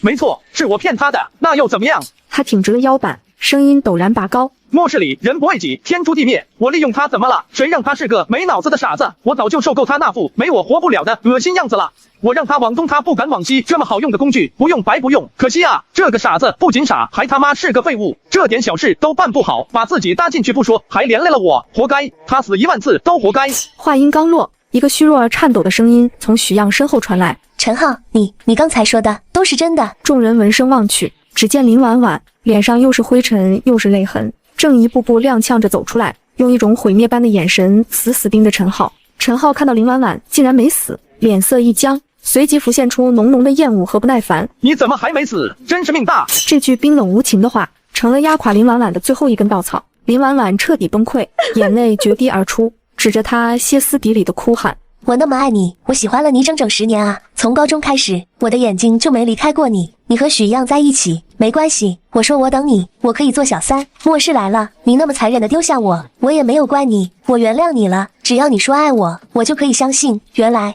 在你眼里，我就是个傻子，一个废物。”他哭得上气不接下气，将积压多年的委屈和爱意全部倾泻而出。为了能待在你身边，你让我做什么我都愿意，我连小三都肯当啊！我把辛辛苦苦搜集的所有物资都给了你，我把命都豁出去给你铺路，你就是这么对我的。陈浩，你的心是石头做的吗？陈浩被他哭得心烦意乱，又被揭穿了所有不堪，恼羞成怒地吼出声：“闭嘴！哭什么哭？你还有脸哭？要不是你这个成事不足、败事有余的废物，我早就拿下这个安全屋了。现在全被你搞砸了，你还有脸来质问我？是我搞砸的，明明是你骗我去送死，是你算计我。陈浩，你不是人，你是个彻头彻尾的骗子，魔鬼！”陈浩猛地冲上前，一把将本就摇摇欲坠的林婉婉推倒在地。我让你贴上来了吗？当初是谁像条狗一样死皮赖脸的跟在我屁股后面？我给你一点好脸色，你还真以为自己是什么我非要不可的宝贝了？别恶心我了！两人当着许样的面，毫无顾忌地互相指责、撕咬，将彼此最丑陋的一面暴露无遗。许样抱着手臂，安静地靠在门边，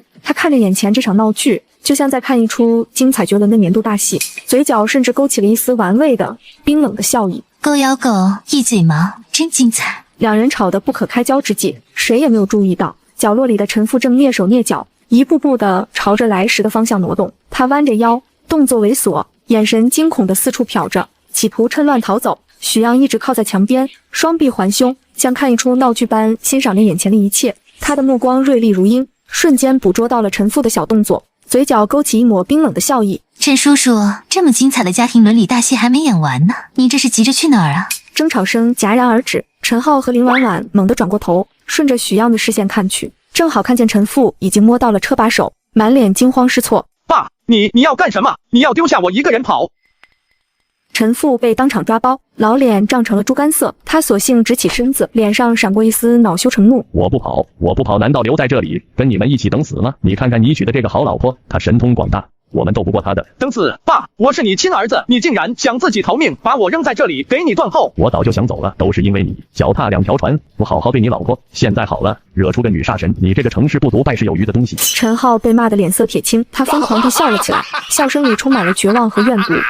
爸，你现在把责任都推到我身上了。当初是谁跟我说男人没必要一辈子只守着一个女人？是谁让我背叛许样？是谁鼓励我和婉婉在一起？这些话你忘了吗？陈父的脸色瞬间变得煞白，他没想到陈浩会把这些话当众抖出来。你胡说八道，我什么时候说过这种话？你这个不孝子，为了活命竟然污蔑自己的亲爹。我污蔑你，陈建国，你这个自私自利的老王八蛋！你眼睁睁看着我妈死在你面前，现在又想害死我。我是你老子，你为我做点事不是应该的吗？要不是我，你能活到今天？废物！你才是个老废物！父子俩彻底撕破了脸，扭打在一起，互相咒骂，拳脚相加，场面混乱不堪。一个是为了活命不惜抛弃儿子的父亲，一个是被父亲背叛而彻底疯狂的儿子，上演了一出活生生的人性丑剧。许样冷眼旁观，慢慢走到还在发愣的林婉婉身边。此刻的林婉婉看着扭打在一起的父子，眼神空洞，仿佛灵魂都被抽走了。看到了吗，婉婉，这就是你爱了那么多年的男人和他道貌岸然的父亲。畜生，他们都是畜生。是啊，他们连畜生都不如，他们把你当成傻子，当成工具，用完了就想让你死。你为他付出了真心，他却把你推向地狱，这份仇你难道就这么算了？你忘了你现在是谁了吗？你忘了你拥有的力量了吗？许样抬手指了指远处，那里无数丧尸正在无声的徘徊。外面那些东西都听你的号令，你是他们的女王，而这对父子不过是两条在你脚下摇尾乞怜的狗。女王想让狗怎么死，狗就得怎么死。这句话像一道闪电，劈开了林婉婉心中所有的混沌和软弱，她眼中的泪水瞬间蒸发，取而代之的是彻骨的冰冷和仇恨。你为他流了那么多泪，现在也该轮到他为你流血了。去吧，让他们尝尝被撕碎的滋味。林婉婉猛地转头，目光如刀，射向还在地上厮打的陈家父子。她缓缓闭上了眼睛，一股无形的精神波动以她为中心扩散开来。来！丧尸齐声吼叫着，陈家父子停下了打斗，惊恐地看向四周。丧尸攻来了！一只、两只、三只，整整10只丧尸从远处围了过来。他们的眼睛泛着诡异的红光，喉咙里发出呵呵的低吼，却没有立刻攻击，而是整齐地停在了林婉婉的身后，仿佛最忠诚的卫兵。陈浩和陈父吓得魂飞魄散，连滚带爬的后退，缩在墙角。婉婉，我错了，我真的错了，你原谅我。其实我心里一直是有你的，我爱你啊，婉婉，你让他们停下，求求你。婉婉，样样都是我儿子的错，是他鬼迷心窍，你杀他，别杀我，饶我一命吧。吃了他们！命令下达，10只丧尸瞬间暴起，如恶虎扑食般冲向墙角的父子俩。啊，不，救命啊！惨叫声和骨肉被撕裂的声音交织在一起，奏响了一曲血腥的死亡乐章。很快，一切又归于平静，只剩下丧尸咀嚼的恐怖声响和满地的狼藉。一切终于结束了。陈家父子被解决以后，10只丧尸安静地站在林婉婉身后，空洞的眼眶齐齐望着许样，发出低沉的嘶吼，气氛诡异而紧张。许样神色冰冷，目光越过丧尸，直直地刺向林婉婉。解决了仇人，心情不错吧？现在是不是轮到我了？林婉婉被说中心事，身体机不可察的一颤，眼神中闪过一丝狠厉，但很快被更深的忌惮所取代。她紧紧攥着拳头，指甲深陷掌心。你什么意思？你心里清楚，别用那种眼神看我，也别动那些不该有的心思。你觉得凭你身后这几只行动迟缓的废物，能伤到我一根头发吗？你应该不会不自量力到想攻击我吧？林婉婉猛地抖了抖，之前被玩灭的画面依旧清晰。她知道他不是许样的对手。林婉婉脸上的挣扎和怨毒一闪而过，最终化为一片死寂。我没有最好。许样转身走向安全屋的金属大门，输入密码，大门发出滴的一声，缓缓开启。他没有再看林婉婉一眼，仿佛笃定他不敢在背后偷袭。跟上，别让你的这些朋友在外面乱晃，把其他东西引来，我们都会有麻烦。林婉婉脸色一阵青一阵白，最终还是不甘地挥了挥手。那10只丧尸像是收到了无声的指令，僵硬地转过身，一步步走入周围的黑暗中，很快便消失不见。林婉婉深吸一口气，压下心中的屈辱和恐惧，迈步跟在许样身后，走进了安全屋。厚重的金属门在身后关闭，将外界的黑暗与危险彻底隔绝。安全屋内灯火通明，和外面仿佛是两个世界。许样淡定地观察着林婉婉。这个安全屋在郊区，周围人烟稀少，林婉婉能在短时间内召集来10只丧尸，恐怕已经把方圆10里的丧尸都给叫过来了。这说明他对丧尸的控制范围和控制力都在飞速增强，有点意思。他果然很有研究价值。许样走出安全屋，拨打周易的电话。周易，拜托，你一定要活着。几声长音后，电话那头传来一阵嘈杂的电流声，紧接着一个疲惫不堪、带着警惕的男人声音响起：“喂，是谁？”听到这个熟悉的声音，许样紧绷的神经终于松弛了一瞬。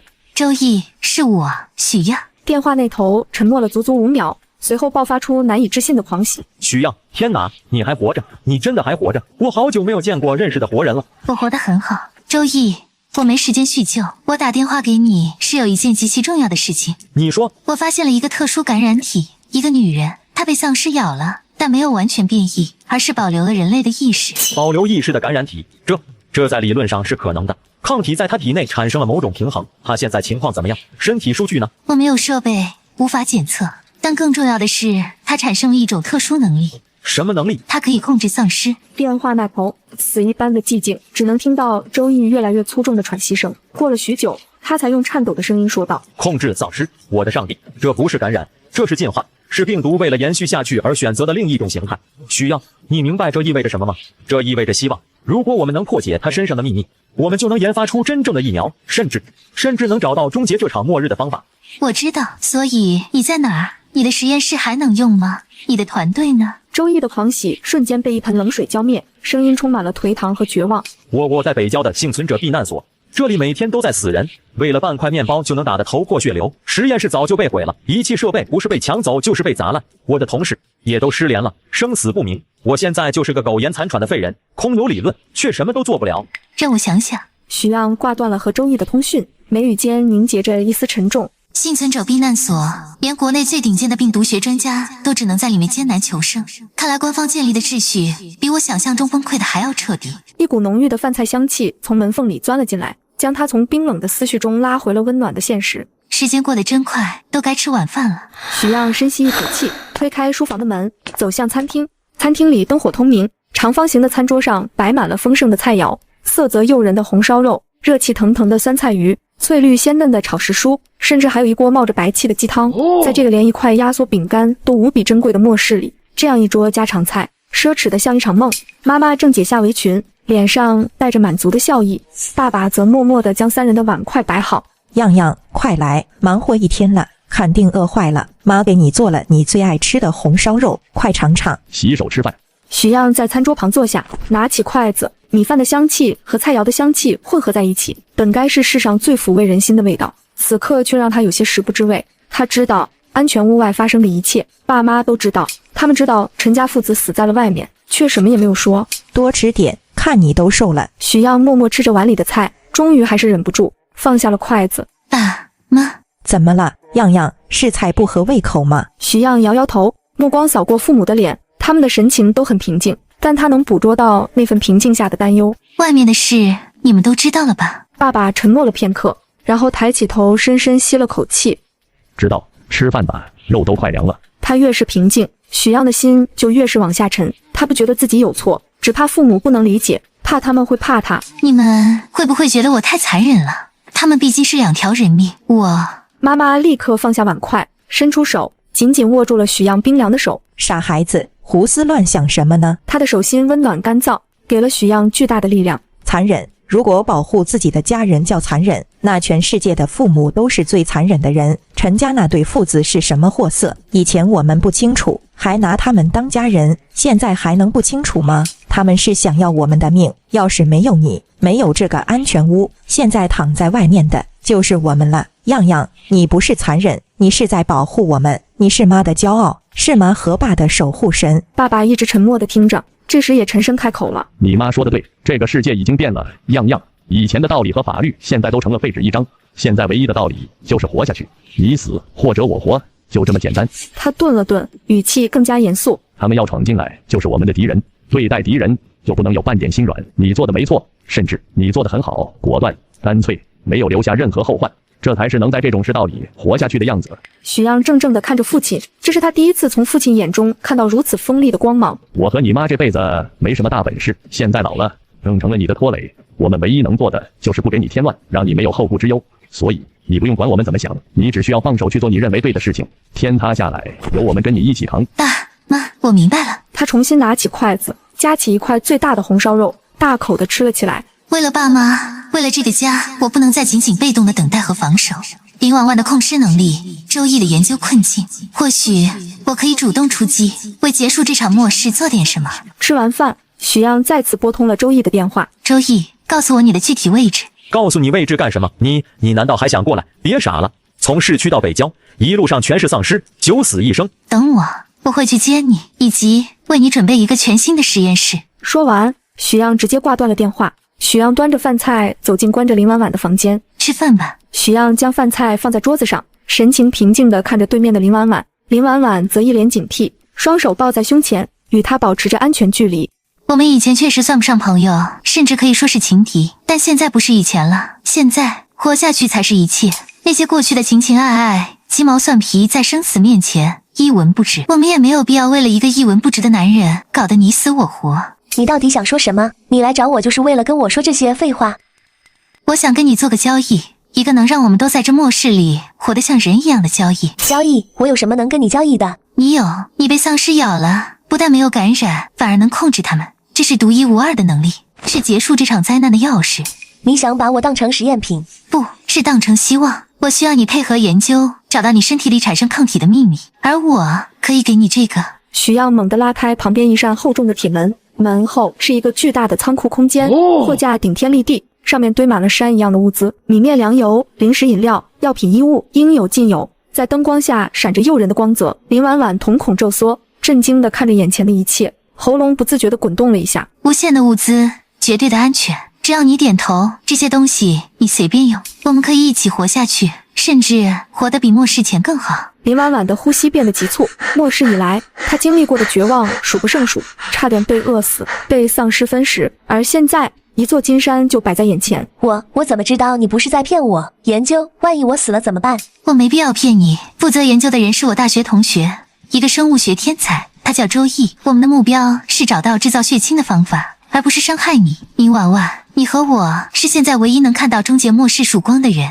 这是双赢。好，我答应你，但如果我发现你只是想把我当小白鼠，我们就是一条船上的蚂蚱，船翻了谁也活不了。合作愉快。一辆越野车在寂静的公路上行驶，道路两旁游荡着成群的丧尸，他们漫无目的地走着，发出呵呵的低吼。车内，许样专心开车，林婉婉坐在副驾，闭着眼睛，眉头微蹙。几只丧尸似乎被引擎声吸引，摇摇晃晃地围了过来，伸出利爪拍打车窗。他们过来了，别担心。只见林婉婉的嘴唇微动，像是在无声地念着什么。车窗外，那几只狂躁的丧尸突然停下了动作，像是被按下了暂停键，然后缓缓转身，僵硬地走开，汇入了尸群中。太不可思议了，这种精神控制一样的能力，简直是末世里的神迹。辛苦了，这对你消耗大吗？还好，就像在脑子里跟一群蚊子嗡嗡嗡的吵架，告诉他们我们是自己人，数量少还行，多了就有点头疼。越野车停在了一个废弃体育馆改造的难民所外，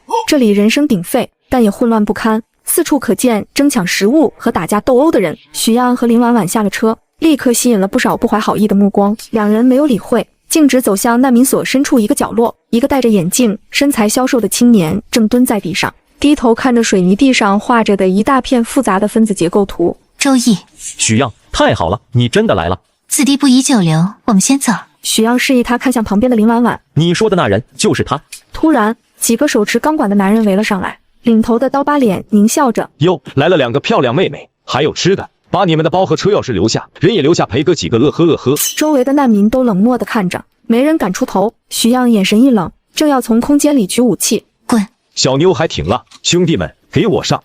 林婉婉的眼神瞬间变得幽深，一股无形的压力扩散开来。突然，难民所外围的几只丧尸像是收到了命令，猛地转过头，嘶吼着朝这边冲了过来，目标直指刀疤脸几人。丧尸冲进来了，怎么回事？他们怎么会冲我们来？丧尸扑倒了两个混混，疯狂撕咬，刀疤脸屁滚尿流的跑了。林婉婉冷哼一声，那些丧尸便停下动作，转身又退回了外围，不知死活。整个难民所鸦雀无声，所有人都用看怪物的眼神看着林婉婉。周易惊得张大了嘴巴，指着林婉婉，又看向许样。太好了，他的力量太强大了，这就是人类的希望。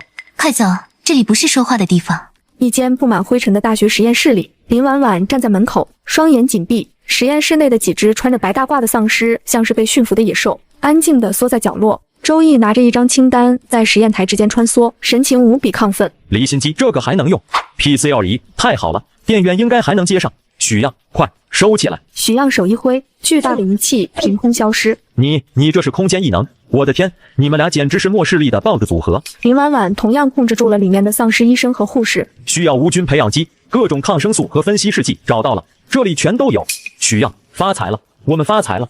仓库的一角被清理得干干净净，许样将所有搜集来的设备从空间里一一取出，瞬间堆满了整个空地。周易看着眼前失而复得的各种精密仪器，激动得热泪盈眶，像抚摸情人一样抚摸着一台高倍电子显微镜。有了这些，我敢说，不出3个月，我一定能初步解析出他体内的抗体结构。许样的父母站在不远处，看着忙碌的3个年轻人，脸上露出了欣慰又充满希望的笑容。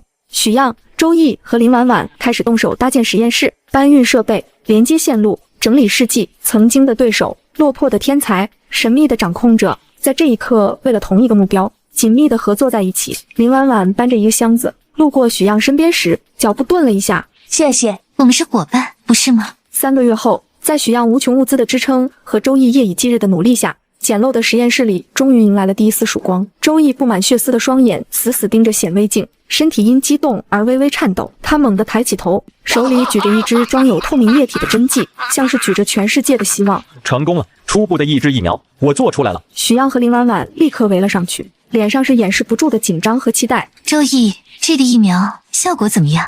它不能清除病毒，也不能让已经尸变的人恢复，但是如果在被咬后的黄金1小时内注射，它有极大概率可以阻止病毒扩散，让感染者保持理智和人形。就是说，能救下来？理论上是，但它需要临床试验，我们需要找到一个刚刚被感染的志愿者。许样和林婉婉对视一眼，彼此都看到了对方眼中的决心。找人的事交给我们，婉婉，我们出去一趟。好。城市的废墟中危机四伏，但因为林婉婉的存在，他们周围的丧尸都仿佛被按下了暂停键，安静地伫立着，为他们让开了一条绝对安全的道路。突然，不远处传来一声凄厉的惨叫和哭喊：“大户，滚开！”许样和林婉婉飞速冲向声音来源，只见一个男人瘫坐在地，他的小腿上是一个鲜血淋漓的齿痕，一只丧尸正要扑向他的喉咙。林婉婉眼神一凛，那只丧尸瞬间僵住，然后掉头蹒跚着走开。完了，我完了！别放弃，我们有办法救你。许样从战术背包里拿出一个医疗箱，迅速取出了那支疫苗。救我？怎么救？所有人都知道，被咬了就没救了。我们研制出了抑制病毒的疫苗，但你是第一个试验者，有风险。是想现在就放弃等死，还是想赌一把活下去？男人看着自己已经开始抽搐的小腿和许样手中那只闪烁着微光的针剂，绝望的眼中重新燃起求生的火焰。我赌，求你们救救我！许样不再犹豫，迅速将疫苗推进了他的静脉。时间1分1秒的过去，男人的身体开始剧烈抽搐，黑色的血管像丑陋的藤蔓一样从伤口处向上攀爬，直逼心脏。他的喉咙里发出痛苦的嘶吼，眼球充血，似乎下一秒就要彻底失去理智。坚持！许样和林婉婉紧紧按住他，心都提到了嗓子眼。就在那黑线即将蔓延到胸口时，他猛地停住了，随后像是遇到了克星一般，开始缓慢地一点点地退去。男人的抽搐渐渐平息，呼吸也趋于平稳。几分钟后，他睁开眼，眼神清明，不再是丧尸的浑浊。我没变，我还活着。试验的初步成功让所有人都看到了希望。更值得开心的是，周易终于联系上了官方实验室。是的，血清样本绝对纯净，活性极高。我明白，为了全人类，我愿意带着所有资料和样本过去。挂断电话，周易看向许样和林婉婉。官方同意了，他们会派一支精英小队在约定的点接应我。我必须带着婉婉的血清样本去他们的核心实验室，那里的设备和专家能将疫苗的研发速度提高100倍。我跟你一起去。不行，路上太危险了，你的安全才是我们所有希望的基石。许样说的对，我带走足够半年的血清样本就够了。婉婉，你必须留在这里，留在最安全的地方。你的存在就是我们所有人的底牌。林婉婉看着两人坚定的眼神，最终点了点头。周易离开后的半年，末世的喧嚣仿佛被隔绝在了仓库之外。在许样的无限物资支持下，这里成了一个温暖而平静的避风港。许样的父母在明亮的厨房里忙碌着，妈妈正笑着指导林婉婉怎么和面。林婉婉脸上沾着面粉，动作笨拙，却笑得格外开心。哎呀，你这孩子不是这么和的，来，手给我，我教你。阿姨，我太笨了。不笨不笨，第一次都这样。来，吃水果。傍晚，一家人围坐在温暖的灯光下，吃着热气腾腾的火锅。电视里播放着许样提前下载好的喜剧电影，欢笑声充满了整个屋子。许样夹了一筷子牛肉放进林婉婉碗里，多吃点，看你都长肉了。你再说，我可要减肥了。他们相视一笑，曾经的隔阂与恩怨早已在这日复一日的温馨中消弭于无形。半年后的一个午后，那台老旧的收音机里突然传出了一个庄严而激动的声音，打破了所有的平静。全体幸存者请注意，全体幸存者请注意，由国家1号实验室研发的终极治愈疫苗曙光1号已成功问世，疫苗将从今日起通过各安全区和军队向全国投放。重复，终极疫苗已成功问世，这场灾难结束了。话音落下，整个房间陷入了死一般的寂静。下一秒，妈妈捂着嘴喜极而泣，爸爸紧紧抱住妻子，眼眶通红。林婉婉怔怔地看着许样，眼泪毫无预兆的滑落。许样，我们真的……我们做到了，结束了，一切都结束了。阳光毫无保留地洒满大地，驱散了今年的阴霾。人们小心翼翼地从藏身之处走出。街道上，军人们正在有序地为幸存者注射疫苗。一张张或麻木、或激动、或迷茫的脸上，在看到阳光的那一刻，都化为了泪水。许样和林婉婉并肩走在人群中，沐浴在久违的阳光下，暖意洋洋，真好闻，阳光的味道。是啊，是新生的味道。前世人类用了整整10年，牺牲了90%的人口，才惨烈的换来这一天。而这一世，因为一个正确的选择，因为我们并肩作战，只用了1年，那些失去的都以另一种方式回来了。谢谢你，许样。我们是朋友，不是吗？他们相视而笑，携手走向充满希望的人潮中，走向一个崭新的明天。